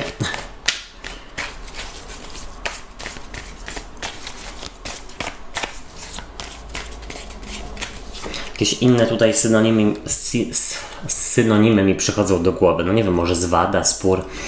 Chociaż nie, no to nie jest spór. Jak Wy się przedstawiacie?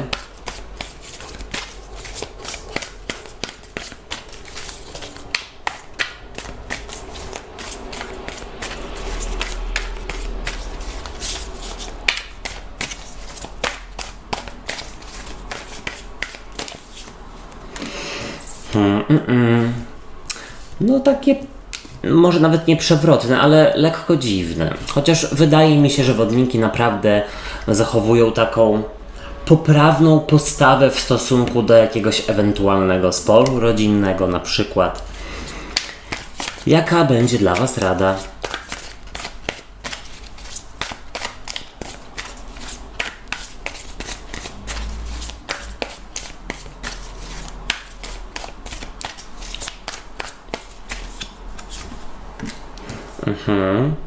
Odpuścić coś.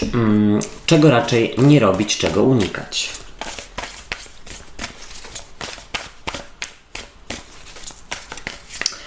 Wiecie co? Widzę też tutaj taką jedną rzecz. Tutaj widzę taką walkę, ale na przykład nie walkę o, no nie wiem, o utrzymanie się, o... Inaczej, nie chodzi tutaj o walkę, że z kimś walczycie, tylko bardziej o coś. To może być z jakąś kobietą, być może wpływową.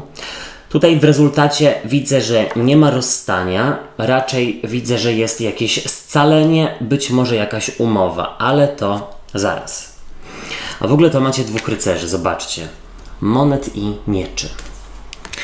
No i właśnie, z przełożenia jest karta rycerza monet, który no jak najbardziej tutaj na dworze pilnuje skarbca, skarbu, no i w ogóle jest takim ogarniaczem, że tak powiem. I jeśli chodzi o króla monet, jest to informacja, że uda Wam się gdzieś tutaj utrzymać na takim poziomie, jaki Wam rzeczywiście odpowiada. No gdzieś najprawdopodobniej swoje pieniądze, swój majątek, czy to może być, słuchajcie, związane z jakąś umową w pracy, bo no, monety jak najbardziej sugerują sprawy zawodowe. No, a że rycerz właśnie monet tutaj staje na wysokości powierzonych mu zadań, no to śmiem twierdzić, że uda Wam się ogarnąć sytuację zawodową w tym tygodniu. Ewentualnie pokazujecie się jako osoba w jakichś na przykład sporach rodzinnych, która jest z boku, ma swoje zdanie i nie przejmuje się klockami po prostu innych osób. Tak bym powiedział. Zobaczcie, w ogólnej energii jest dla Was karta rycerza mieczy z kolei, a no, rycerz mieczy to jest w ogóle przedstawiciel trygonu powietrza, bliźnięta waga wodnik, więc dobrze, bo jesteście w swojej energii. Tydzień gdzieś najprawdopodobniej dynamiczny, jeśli chodzi o rozmowy. No, tutaj być może będzie jakaś walka, ale tak jak mówiłem wcześniej, nie z kimś, tylko o coś. No, tutaj może być ewentualnie w ogóle informacje, że gdzieś są dwie strony, najpewniej konfliktu, być może właśnie rodzinnego, które gdzieś się spierają i próbują jeszcze Was w to na przykład wciągnąć. Tak bym zasugerował, podczas gdy Wy tutaj przyjmujecie postawę raczej tego rycerza monet, czyli z boku. Bardzo dobrze. I teraz zobaczcie, przychodzi do Was karta kapłanki, którą bardzo lubię w tej talii. Kapłanka to jest nie tylko panna, ewentualnie w ogóle trygon ziemi, czyli koziorożec lub byk, ale w ogóle kapłanka mogłaby pokazywać kobietę pokroju, matki, siostry, babci, jakiejś takiej bliskiej kobiety w rodzinie, najprawdopodobniej matki, czy tam ojca, to już sobie, słuchajcie, naprawdę możecie odmieniać. Ale kapłanka to jest gdzieś taka kobieca energia. Jest to osoba, która właśnie jest mądra, inteligentna, a przynajmniej tak myśli. Jest tutaj jakimś autorytetem i nawet nie to, że chce postawić na swoim, ale ma swoje zasady i chce, żeby inni je respektowali. Być może w ogóle jest tutaj jakaś intryga, coś za plecami się dzieje w rodzinie, ale za plecami tylko i wyłącznie dlatego, że w ogóle się od tego odseparowujecie. Kapłanka mogłaby w ogóle mówić o jakiejś wpływowej kobiecie w Waszym otoczeniu, wyżej postawionej, być może właśnie o szefowej, o przełożonej i rzeczywiście być może z nią tutaj będą rozmowy o utrzymanie się na przykład, o Waszą umowę, o pieniądze, bo rycerz monet się pokazał.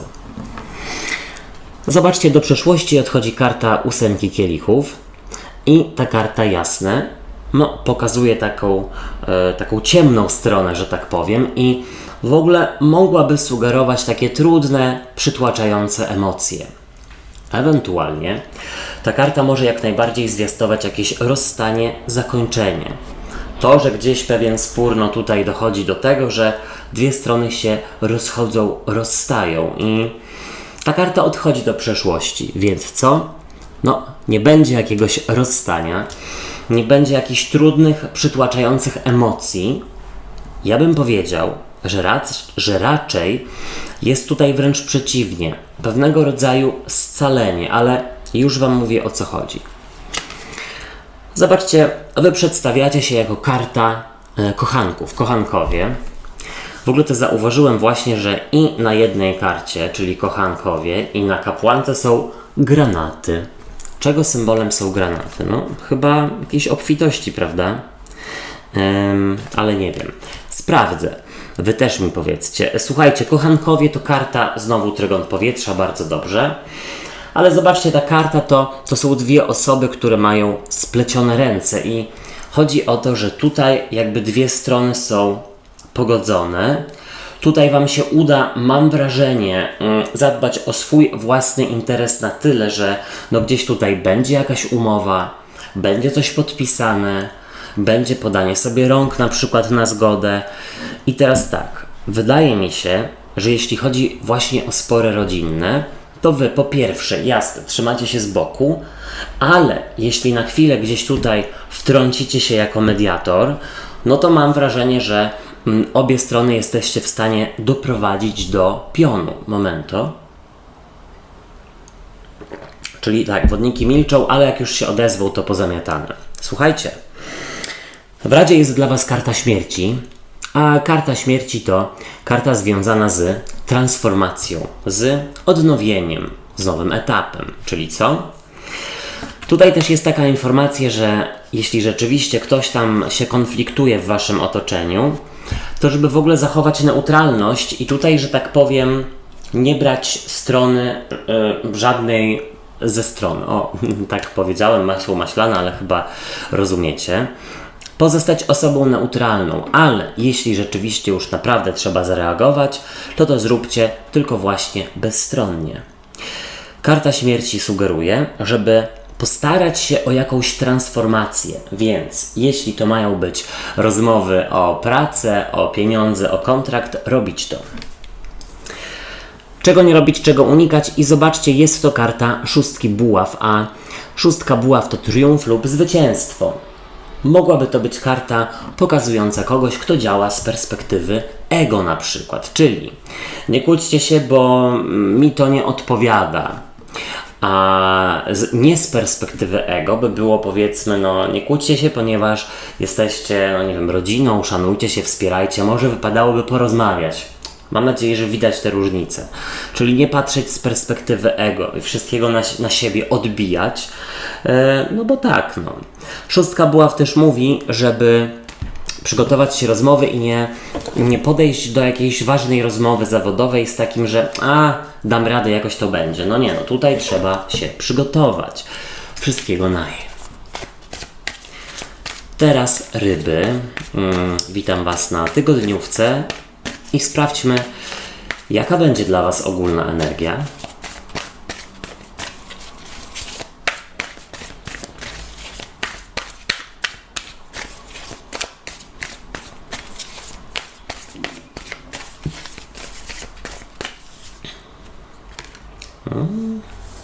Król buław. Co do Was przychodzi, co się pojawia?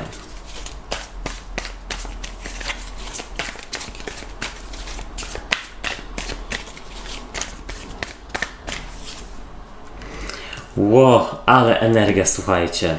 No nie wierzę. Co odchodzi do przeszłości?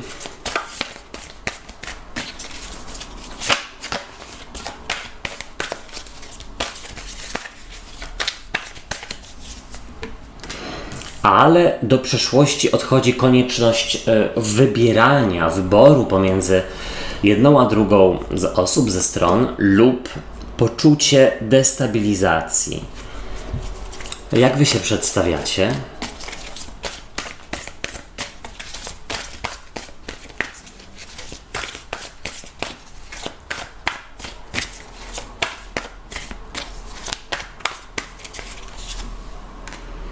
No, ciekawe. W ogóle powiedzcie mi, ryby, dlaczego Wy tak często macie trygon ognia w czytaniach, co? Baran, lew lub strzelec. Co będzie dla Was w radzie?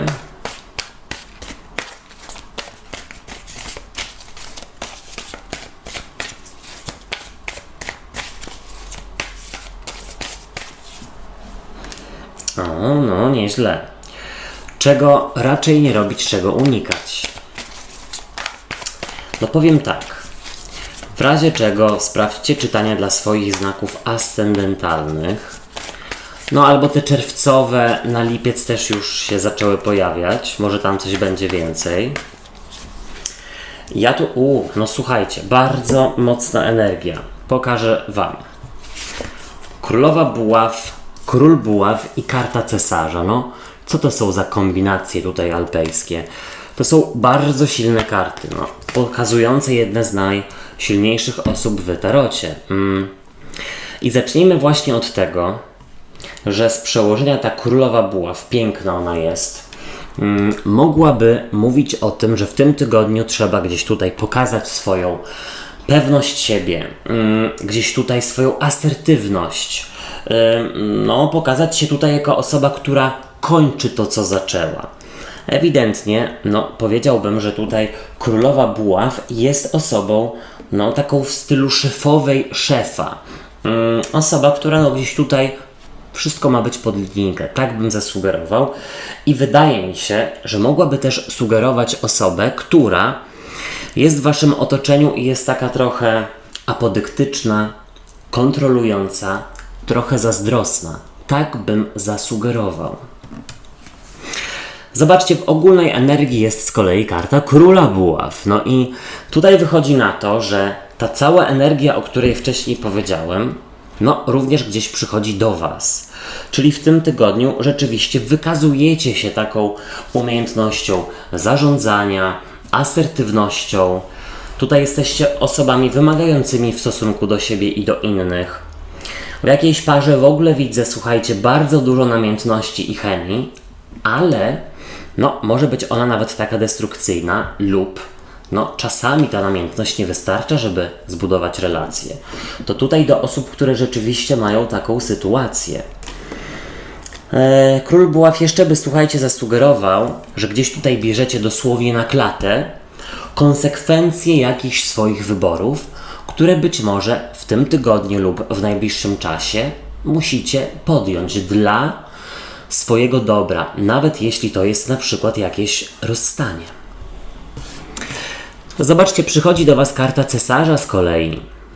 A cesarz to troszeczkę manipulant i powiedziałbym, że jest to czytanie dla osób, które rzeczywiście mają trudne związki, trudne relacje i wcale tutaj nie musi chodzić, słuchajcie, o relacje romantyczne, bo wiadomo, że koleżanki i koledzy, czy nawet członkowie rodziny też potrafią być manipulantkami. Cesarz sugeruje, że gdzieś tutaj, obraniacie, jesteście w stanie obronić siebie i swoje granice, swoje zasady, ale tutaj gdzieś rzeczywiście może być taki spór z osobą. Znaczy wiecie co, nie widzę tutaj karty konfliktu, ale jeśli dwie silne osobowości na siebie natrafiają, to słuchajcie, iskry mogą polecieć, a ta druga osobowość, ta druga osoba to jest właśnie też taka dominująca, silna, więc tutaj może się zadziać. Ale tutaj do przeszłości odchodzi karta dwójki monet, czyli karta żonglera. Karta żonglowania wyborami, która sugerowałaby taką konieczność balansowania. Na przykład pomiędzy jedną stroną sporu, a drugą. Być może jesteście dzieckiem, które stoi w sporze rodziców, albo, słuchajcie, siostrą, która stoi w sporze rodzeństwa, bądź, rodzeństwa z rodziną, cokolwiek. Tutaj może to dotyczyć jakiejkolwiek sytuacji, wybierzcie sobie, ale tutaj to żonglowanie wyborami pomiędzy stronami, pomiędzy też podjęciem decyzji, odchodzi do przeszłości.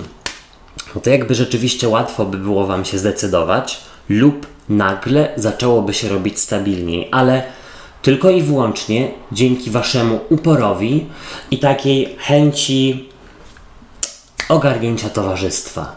Mam nadzieję, że z kimś to rezonuje. Momento.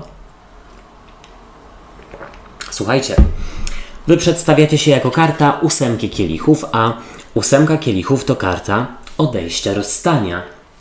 I być może rzeczywiście ktoś z Was podejmuje ważną decyzję o odejściu od osoby kontrolującej, od osoby, która jest gdzieś tutaj manipulantem lub manipulantką dla własnego dobra. Ewentualnie ta karta może, słuchajcie, sugerować odejście od jakiegoś sporu. Podobny przekaz dowodników, ale nie taki sam. Czyli jest gdzieś spór w rodzinie, czy tam wśród znajomych, ale Wy się z tego wymiksowujecie. Wy macie swoje życie i nie chcecie się w to bawić. Po prostu. Zobaczcie, w Radzie jest karta pustelnika. A pustelnik, troszeczkę się izoluje, ewidentnie. On musi i lubi sobie coś przemyśleć, pobyć troszeczkę ze sobą, poszukać odpowiedzi w sobie. I teraz tak, jeśli są trudne relacje, to na razie gdzieś jest tutaj w Radzie, żeby się od nich zdystansować, więcej czasu poświęcić dla siebie, na kontemplację, na zastanowienie się, czego rzeczywiście chcecie, a czego nie chcecie. Pustelnik raczej mówi, tak, gdzieś tutaj odseparuj się, przynajmniej na ten moment. Czego nie robić, czego unikać i zobaczcie, jest to rycerz mieczy, a rycerz mieczy to osoba waleczna, walcząca o gdzieś tutaj swoje poglądy, o wyższe wartości, o coś, o kogoś. Ta karta sugeruje, żeby na razie nie walczyć. Już tutaj powalczyłyście dużo razy albo długo i tutaj wypadało po prostu odpuścić, obojętnie o co tutaj Wam chodzi. Dajcie znać, wszystkiego naj. Teraz barany i baranice, witam Was na tygodniówce. Jaka będzie dla Was ogólna energia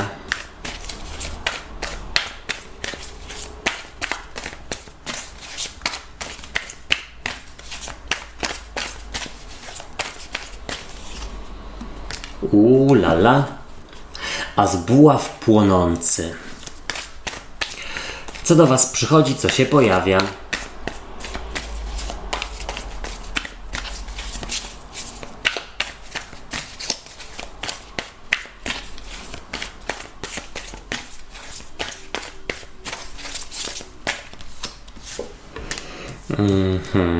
Dużo zaangażowania, być może sporo pracy, starania się o coś. Co odchodzi do przeszłości?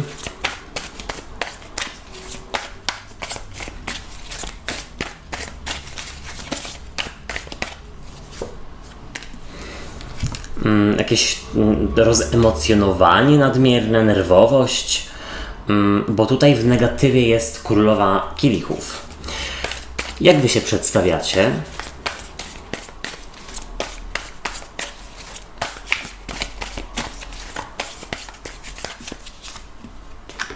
No pięknie, słuchajcie. Same ogniste karty, same karty związane z Waszym trygonem. Rada dla Was.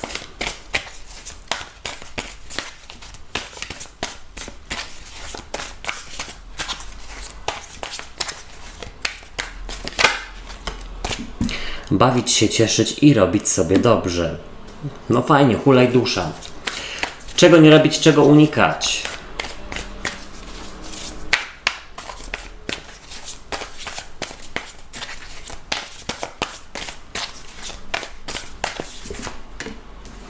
No naprawdę, słuchajcie, no same ogniste karty, tylko dwa kielichy, znaczy dwie karty związane z kielichami i jedna karta związana z monetami. Słuchajcie, widzę tutaj dużo starania się, namiętności, pasji, wkładania zaangażowania w to, na czym Wam zależy. Być może nawet jest to związane z powiększeniem rodziny, bo jest cesarzowa i jest as buław. Cesarz też się pokazał. Momento. Tutaj słuchajcie, z przełożenia jest rycerz buław, czyli karta związana z przedstawicielem trygonu ognia, ale w ogóle rycerz buław jest taki rozjuszony, w gorącej wodzie kąpany. On tutaj, słuchajcie, zmierza do celu, po prostu nie patrząc na konsekwencje. No i to możecie być troszeczkę Wy. Bardzo tutaj jest taka pobudzenie ogromne. Być może nawet momentami troszeczkę za dużo takiej nerwowości, ale tak jak mówiłem wcześniej, nerwowość odchodzi do przeszłości. Zaraz powiem, o co chodzi. W każdym razie intensywny tydzień. Po prostu. No i w ogólnej energii macie piękną kartę asa buław, który płonie i kwitnie, i jest to karta związana z nowym początkiem, nowej pasji, wigoru, starania się, motywacji. Być może ta karta mogłaby też w ogóle zwiastować taką namiętność i seksualność w Waszym związku, czy tam w jakiejkolwiek innej relacji. Bardzo dobrze. Tutaj w każdym razie w ogóle trzeba duży taki ładunek energetyczny w tym tygodniu z siebie dać, który niewątpliwie macie i jest to na plus. Zobaczcie, przychodzi do Was karta 8 monet, a 8 monet to karta pracy, to karta wytężonej pracy, takiej w skupieniu. No słuchajcie, to nie jest taka praca, słuchajcie, typu 10 buław, że jestem zmęczony, już nie mogę. Tylko tu jest raczej w tym coś rozwojowego, coś, w co naprawdę wkładacie zaangażowanie i te pasje. I teraz tak, czy to jest staranie się o powiększenie rodziny, czy o, już nie będę wymyślać naprawdę, czy o zdobycie kogoś i czyichś względów, czy o jakieś nieruchomości i pieniądze, to już zależy od Was, bo 8 monet to nie musi być tylko i wyłącznie praca fizyczna, czy w ogóle praca. To już zależy od Was. Trzeba dużo zrobić, Wy macie do tego energię i zapał i jest ok. I teraz zobaczcie. Do przeszłości odchodzi królowa kielichów. Piękna zresztą, kolorowa, ale królowa kielichów tutaj w negatywie mogłaby mówić o jakiejś takiej niespokojnej duszy. Osobie, która mogłaby być troszeczkę rozedrgana i rozemocjonowana. Taka, która może mieć nawet huśtawki nastrojów, ale to odchodzi do przeszłości, więc dobrze. Ewentualnie jakaś kobitka tutaj bardzo bliska jest w stanie na tyle Was ukoić, że gdzieś ten spokój, umiecie uzyskać dzięki tej kobitce. Może. Chciałem powiedzieć, że może rak, skorpion, ryby, ale nie upieram się przy tym. No i teraz zobaczcie, Wy przedstawiacie się jako cesarzowa. Przepięknie. Cesarzowa to karta obfitości, płodności, wielkich plonów. Cesarzowa może być matką lub ojcem, więc tutaj przy tej buławie tutaj po prostu sterczącej i płonącej jak najbardziej polecam staranie się o powiększenie rodziny, jeśli chcecie. Ale cesarzowa też w ogóle jest zadowolona. Ona ma tutaj wszystko pod kontrolą. Czuje się atrakcyjna. Czuje, że inni jej słuchają i mają do niej szacunek. Fantastycznie. Jesteście na miejscu. No i zobaczcie, żeby tutaj tylko człowiek pracą na przykład nie żył, albo zaangażowaniem w coś mocno. No bo wiadomo, że człowiek nie wielbłąd. Przyjemności też musi mieć. W Radzie macie kartę 9 kielichów, czyli taką rozbawioną syrenę, która huśta się tutaj na huśtawce. 9 kielichów to przyjemności cielesne, dla zmysłów, czyli robić sobie dobrze, dogadzać sobie jedzeniem, odpoczynkiem, spacerami, lodami, słuchajcie, bo lato wiadomo, czym sobie tam chcecie dogadzać. Ale też tutaj jest powiedziane, żeby dogadzać osobie, która Was bardzo wspiera i Was tak sprawia, że czujecie ukojenie. Czego nie robić, czego unikać. Jest to karta cesarza. A cesarz tutaj mógłby też mówić w negatywie, żeby nie próbować wszystkiego na siłę kontrolować, tylko gdzieś troszeczkę sobie odpuścić, bo cesarzowa ma tutaj wszystko ułożone, ale ona nie naciska. Ona ma takie podejście matki opiekunki, a cesarz to tutaj manipuluje trochę. Więc tutaj nie zachowywać się jak cesarz. Też nie myśleć, że tutaj wszystko po prostu od razu będzie załatwione i wszyscy będą się Was słuchać, na przykład w pracy lub w rodzinie. Tutaj trzeba mieć podejście. Tak bym powiedział. Wszystkiego naj. Teraz byki. Ja Was witam na czytaniu tygodniowym i sprawdźmy, jaka będzie dla Was, dla nas właściwie, ogólna energia.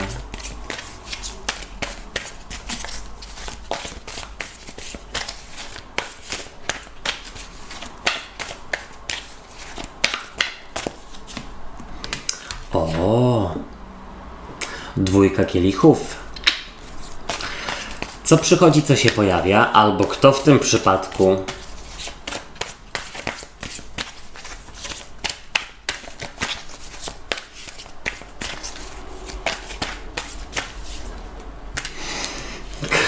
wow. Naprawdę, sprawdzajcie w razie czego czytania na czerwiec, bo tam jest o miłości. Ewentualnie na lipiec już zaczęło się pojawiać na kanale. Co odchodzi do przeszłości?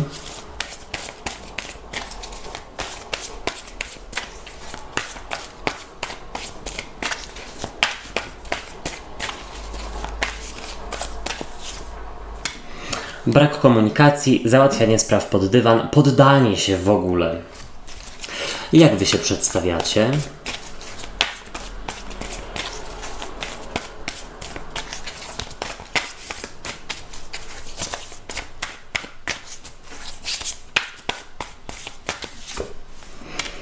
Karta sprawiedliwości. Słuchajcie, widzę tutaj dużo dwójek. W sensie, zaraz, rada dla Was.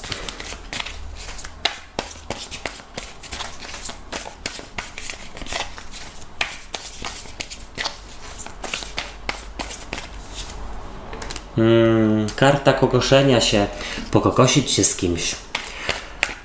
Czego nie robić, czego unikać. Ładne czytanie, słuchajcie. Nie widziałem dawno takiego rozkładu, takiej kombinacji.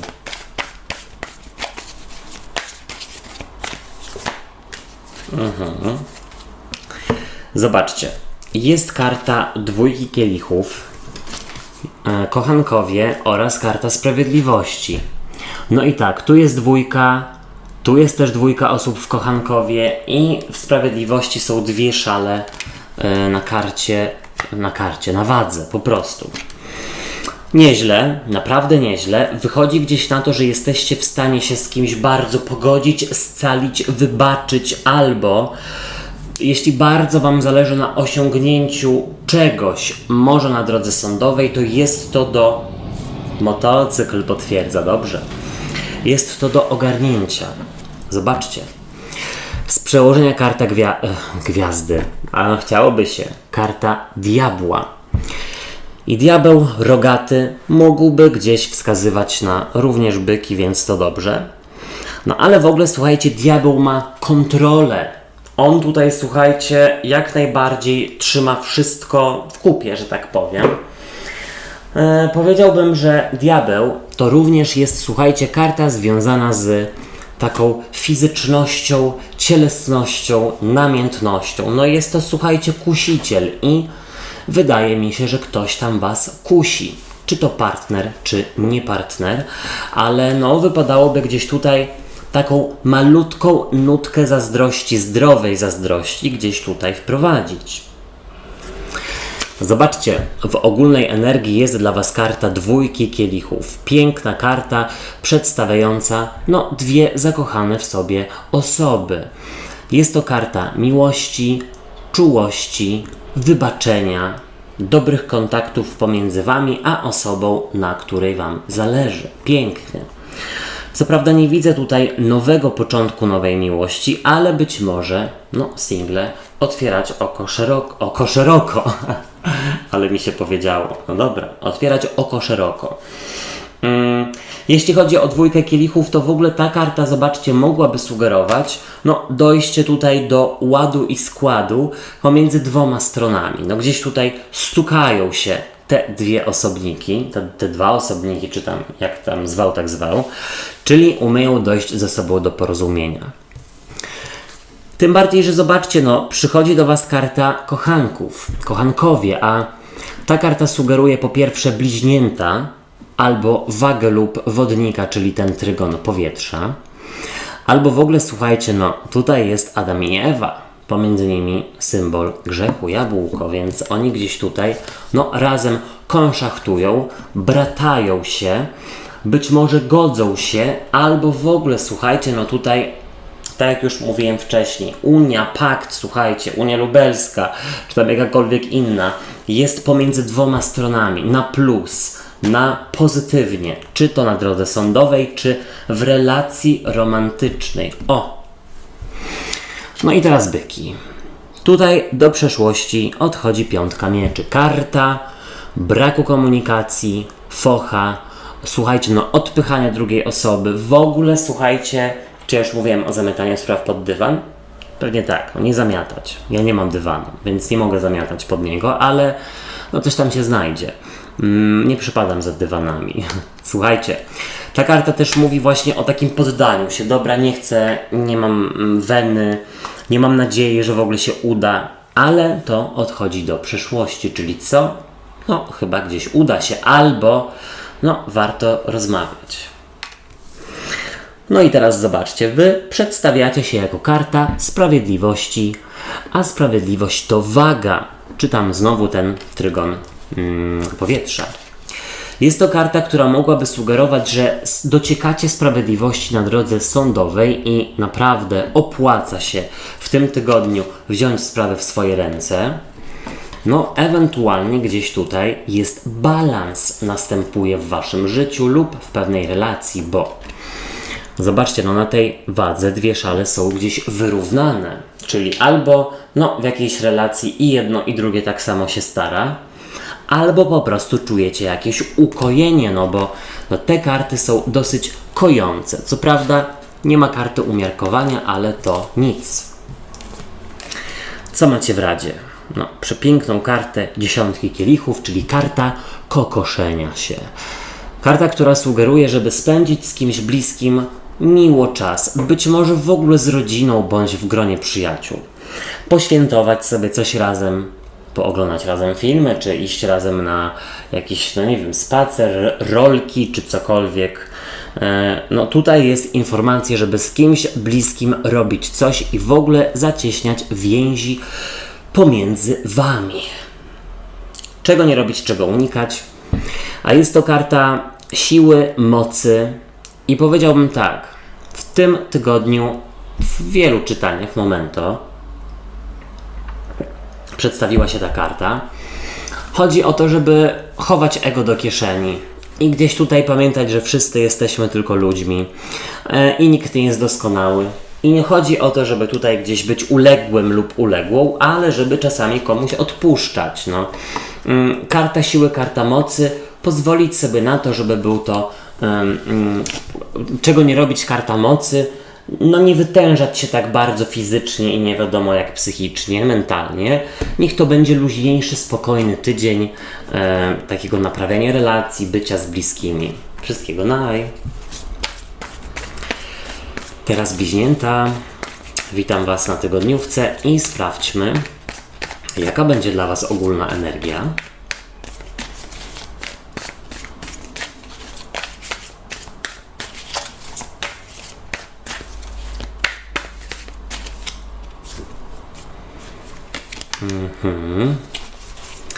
Co do Was przychodzi, co się pojawia?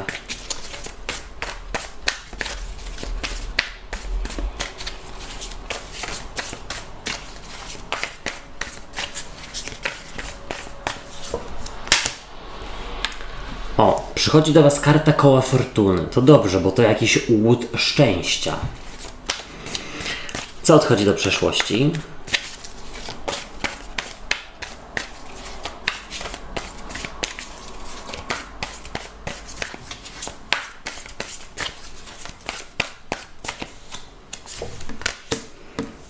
Karta rydwanu, więc być może jakiś wyjazd się nie odbędzie, albo niespodziewanie w ogóle wyjdzie pewien wyjazd, konieczność przemieszczenia się.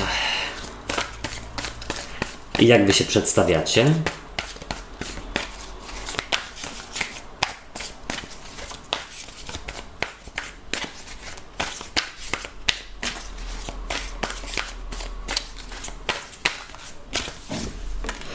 O, pięknie, karta umiarkowania, którą bardzo, bardzo lubię, zwłaszcza w tej talii. Jaka będzie dla Was rada?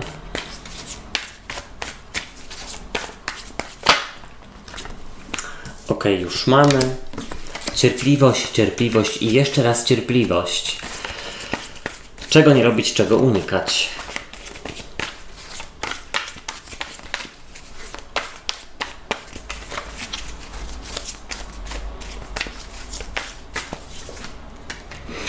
Okej, no słuchajcie, jak najbardziej może być tutaj to czytanie a propos jakiegoś przemieszczania się, podróży. Wybaczcie, bo pojawiła się karta rydwanu i szóstki mieczy. W ogóle mam wrażenie, że dajecie sobie z czymś spokój albo odpuszczacie i to dobrze, bo wtedy to do Was przychodzi. Jak to się mówi, mniej w... Nie przejmuj się, a będzie Ci dane. O, tak wybrnąłem. Zobaczcie, z przełożenia jest dla Was karta szóstki mieczy, czyli karta być może wyruszenia do przodu. Może będzie podróż, ale w ogóle ta karta tutaj sugeruje zostawienie pewnego etapu, odcięcie się od niego, być może jakiegoś trudnego, stresującego, w ogóle odpuszczenie sobie, żeby ze spokojem i z otwartością móc spojrzeć w przyszłość i rozpocząć pewien etap. No po prostu, tak bym zasugerował. Jeśli ostatnio były, no nie wiem, prośby i to nie działało, groźby nie działało i coś jeszcze innego, to nagle jest tak, dobra, no wiem, że nic nie wiem, odpuszczam, będzie co będzie, zajmuję się swoim życiem. Zobaczcie, w ogólnej energii jest dla Was przecudna karta dziewiątki buław. Bardzo ją uwielbiam w tej talii, ale w ogóle, no ta gra, słuchajcie, światło cieniem, no, to słońce w tle. Właśnie, tutaj wschodzi w tle słońca na horyzoncie, a jest dziewiątka buław, bliska do dziesiątki, czyli do pełni. Chodzi o to, że jakieś starania Wasze będą niedługo wynagrodzone. To słońce wschodzi gdzieś na horyzoncie, ale jest to też informacja, że wy odgradzacie się od czegoś lub kogoś. Dosłownie. 9 buław, dystans, mur. I to jest bardzo dobre, bo gdzieś wychodzi na to, że odpuszczacie sobie coś. A może stres, a może wyczekiwanie lub jakąś desperację. I teraz zobaczcie, do was przychodzi karta koła fortuny, czyli karta, która, jak sama nazwa wskazuje, sugeruje, że fortuna kołem się toczy. Czyli gdzieś tutaj najprawdopodobniej jest łód szczęścia i sinusoida idzie w górę, bo tak jak już mówiłem, jeśli odpuścicie, to będzie wam dane. Czy tam włóżcie sobie, wstawcie odpowiednie słowa, jakie wolicie. Jeśli chodzi o kartę koła fortuny, to ona też jak najbardziej sugeruje, że tutaj zaczyna się jakiś nowy etap, pełen gdzieś najprawdopodobniej takiej obfitości. Słuchajcie, chodzi o to, że na przykład jeśli ostatnio była posłucha, nie było z kim randkować, kasy trochę brakowało i nie było motywacji w ogóle do robienia czegokolwiek, to nagle może jakieś 2 grosze wpadną. Może ktoś fajny się znajdzie, z kim można iść na kawę i może gdzieś będzie motywacja. O takie coś mi chodzi. Już tutaj nie mówię, że nagle jest wygrana w totolotka. Zejdźmy na ziemię. Do przeszłości, zobaczcie, odchodzi karta rydwanu. A rydwan to też, słuchajcie, karta związana z koniecznością takiego kontrolowania i przytrzymania jakiejś sytuacji, relacji. To jest taka, słuchajcie, karta związana z potrzebą posiadania wpływu na coś. To odchodzi do przeszłości, więc po prostu podchodzicie dużo luźniej do pewnych spraw. Tak jak już mówiłem, rydwan też tutaj sugeruje, że niespodziewanie, z kartą koła fortuny, może będzie jakiś wyjazd lub odwiedziny was. O, tak bym powiedział, ale jakoś was to bardzo tutaj nie wyprowadza z równowagi. I teraz zobaczcie, wy przedstawiacie się jako piękna karta umiarkowania, uwielbiam ją, leśna wróżka i motyle i ta karta, słuchajcie, dosłownie sugeruje spokój, wyciszenie, ukojenie, odpuszczenie. Być może gdzieś w ogóle spędzacie dużo czasu na świeżym powietrzu, na łonie natury. Izolujecie się tutaj od rzeczywistości, telefonów i w ogóle jakichś tam messengerów i wiadomości. Skupiacie się na wyciszeniu i wtedy, jak już naprawdę sobie coś roztłumaczycie i odpuścicie, to najprawdopodobniej to po prostu do was przyjdzie. Po prostu. Czyli na przykład, jeśli na co dzień tutaj aplikacje randkowe cały czas przeglądacie i nikogo nie ma, to nagle stwierdzicie, dobra, odpuszczam, nie chce mi się, po co? Spotkam kogoś, jak będę miał lub miała spotkać. I spotkacie. W Radzie jest dla was karta 7 monet, czyli karta czego? Słuchajcie, wypadło mi słowo z głowy. Cierpliwości i takiego, uspokojenia się dosłownie. Zaczekaj, poczekaj, nie przyspieszaj. Co będzie miało, co będzie miało. Co ci gdzieś tutaj ma być, podarowane, pisane, to się pojawi. Im bardziej coś przyspieszamy, tym bardziej tutaj są negatywne emocje, tym bardziej jest desperacji, tym bardziej coś blokujemy. Tutaj też jest taka rada, żeby być może jakiś wyjazd w ogóle odłożyć w czasie i bardziej się do niego przygotować. Inaczej rozplanować, samoloty, przejazdy, noclegi, finanse. O, właśnie, motocykl. Czego nie robić, czego unikać? 10 kielichów, a 10 kielichów to karta, która mogłaby tutaj sugerować, żeby nie dzielić skóry na niedźwiedziu, tylko poczekać trochę. Może nawet nie oczekiwać w ogóle rezultatów. Ta karta też sugeruje, żeby właśnie desperacko nie szukać drugiej połówki, zwłaszcza dla singli. Ale też jest taka informacja, żeby nie obawiać się samotności, bo w samotności i w nudzie w ogóle, można sobie nieźle poukładać w głowie, odpocząć, nikt tam nie papla nad uchem, wszystkiego naj. Moi drodzy i moje drogie, ja wam dziękuję za uwagę, i życzę fantastycznego tygodnia. Sprawdzajcie czytania na czerwiec z cyklu Wybierz kartę oraz na lipiec, bo już zaczęły pojawiać się na moim kanale. Tutaj gdzieś wszystko podlinkuję, ale w opisie pod filmem i w komentarzu z czasówką również linki znajdziecie. Subskrybujcie kanał i zostawiajcie po sobie ślady w postaci kciuków w górze i komentarzy, bo to bardzo mi pomoże w rozwoju go. No i wtedy będzie więcej czytań. Trzymajcie się, do usłyszenia, do zobaczenia. Hej, cześć i pa pa.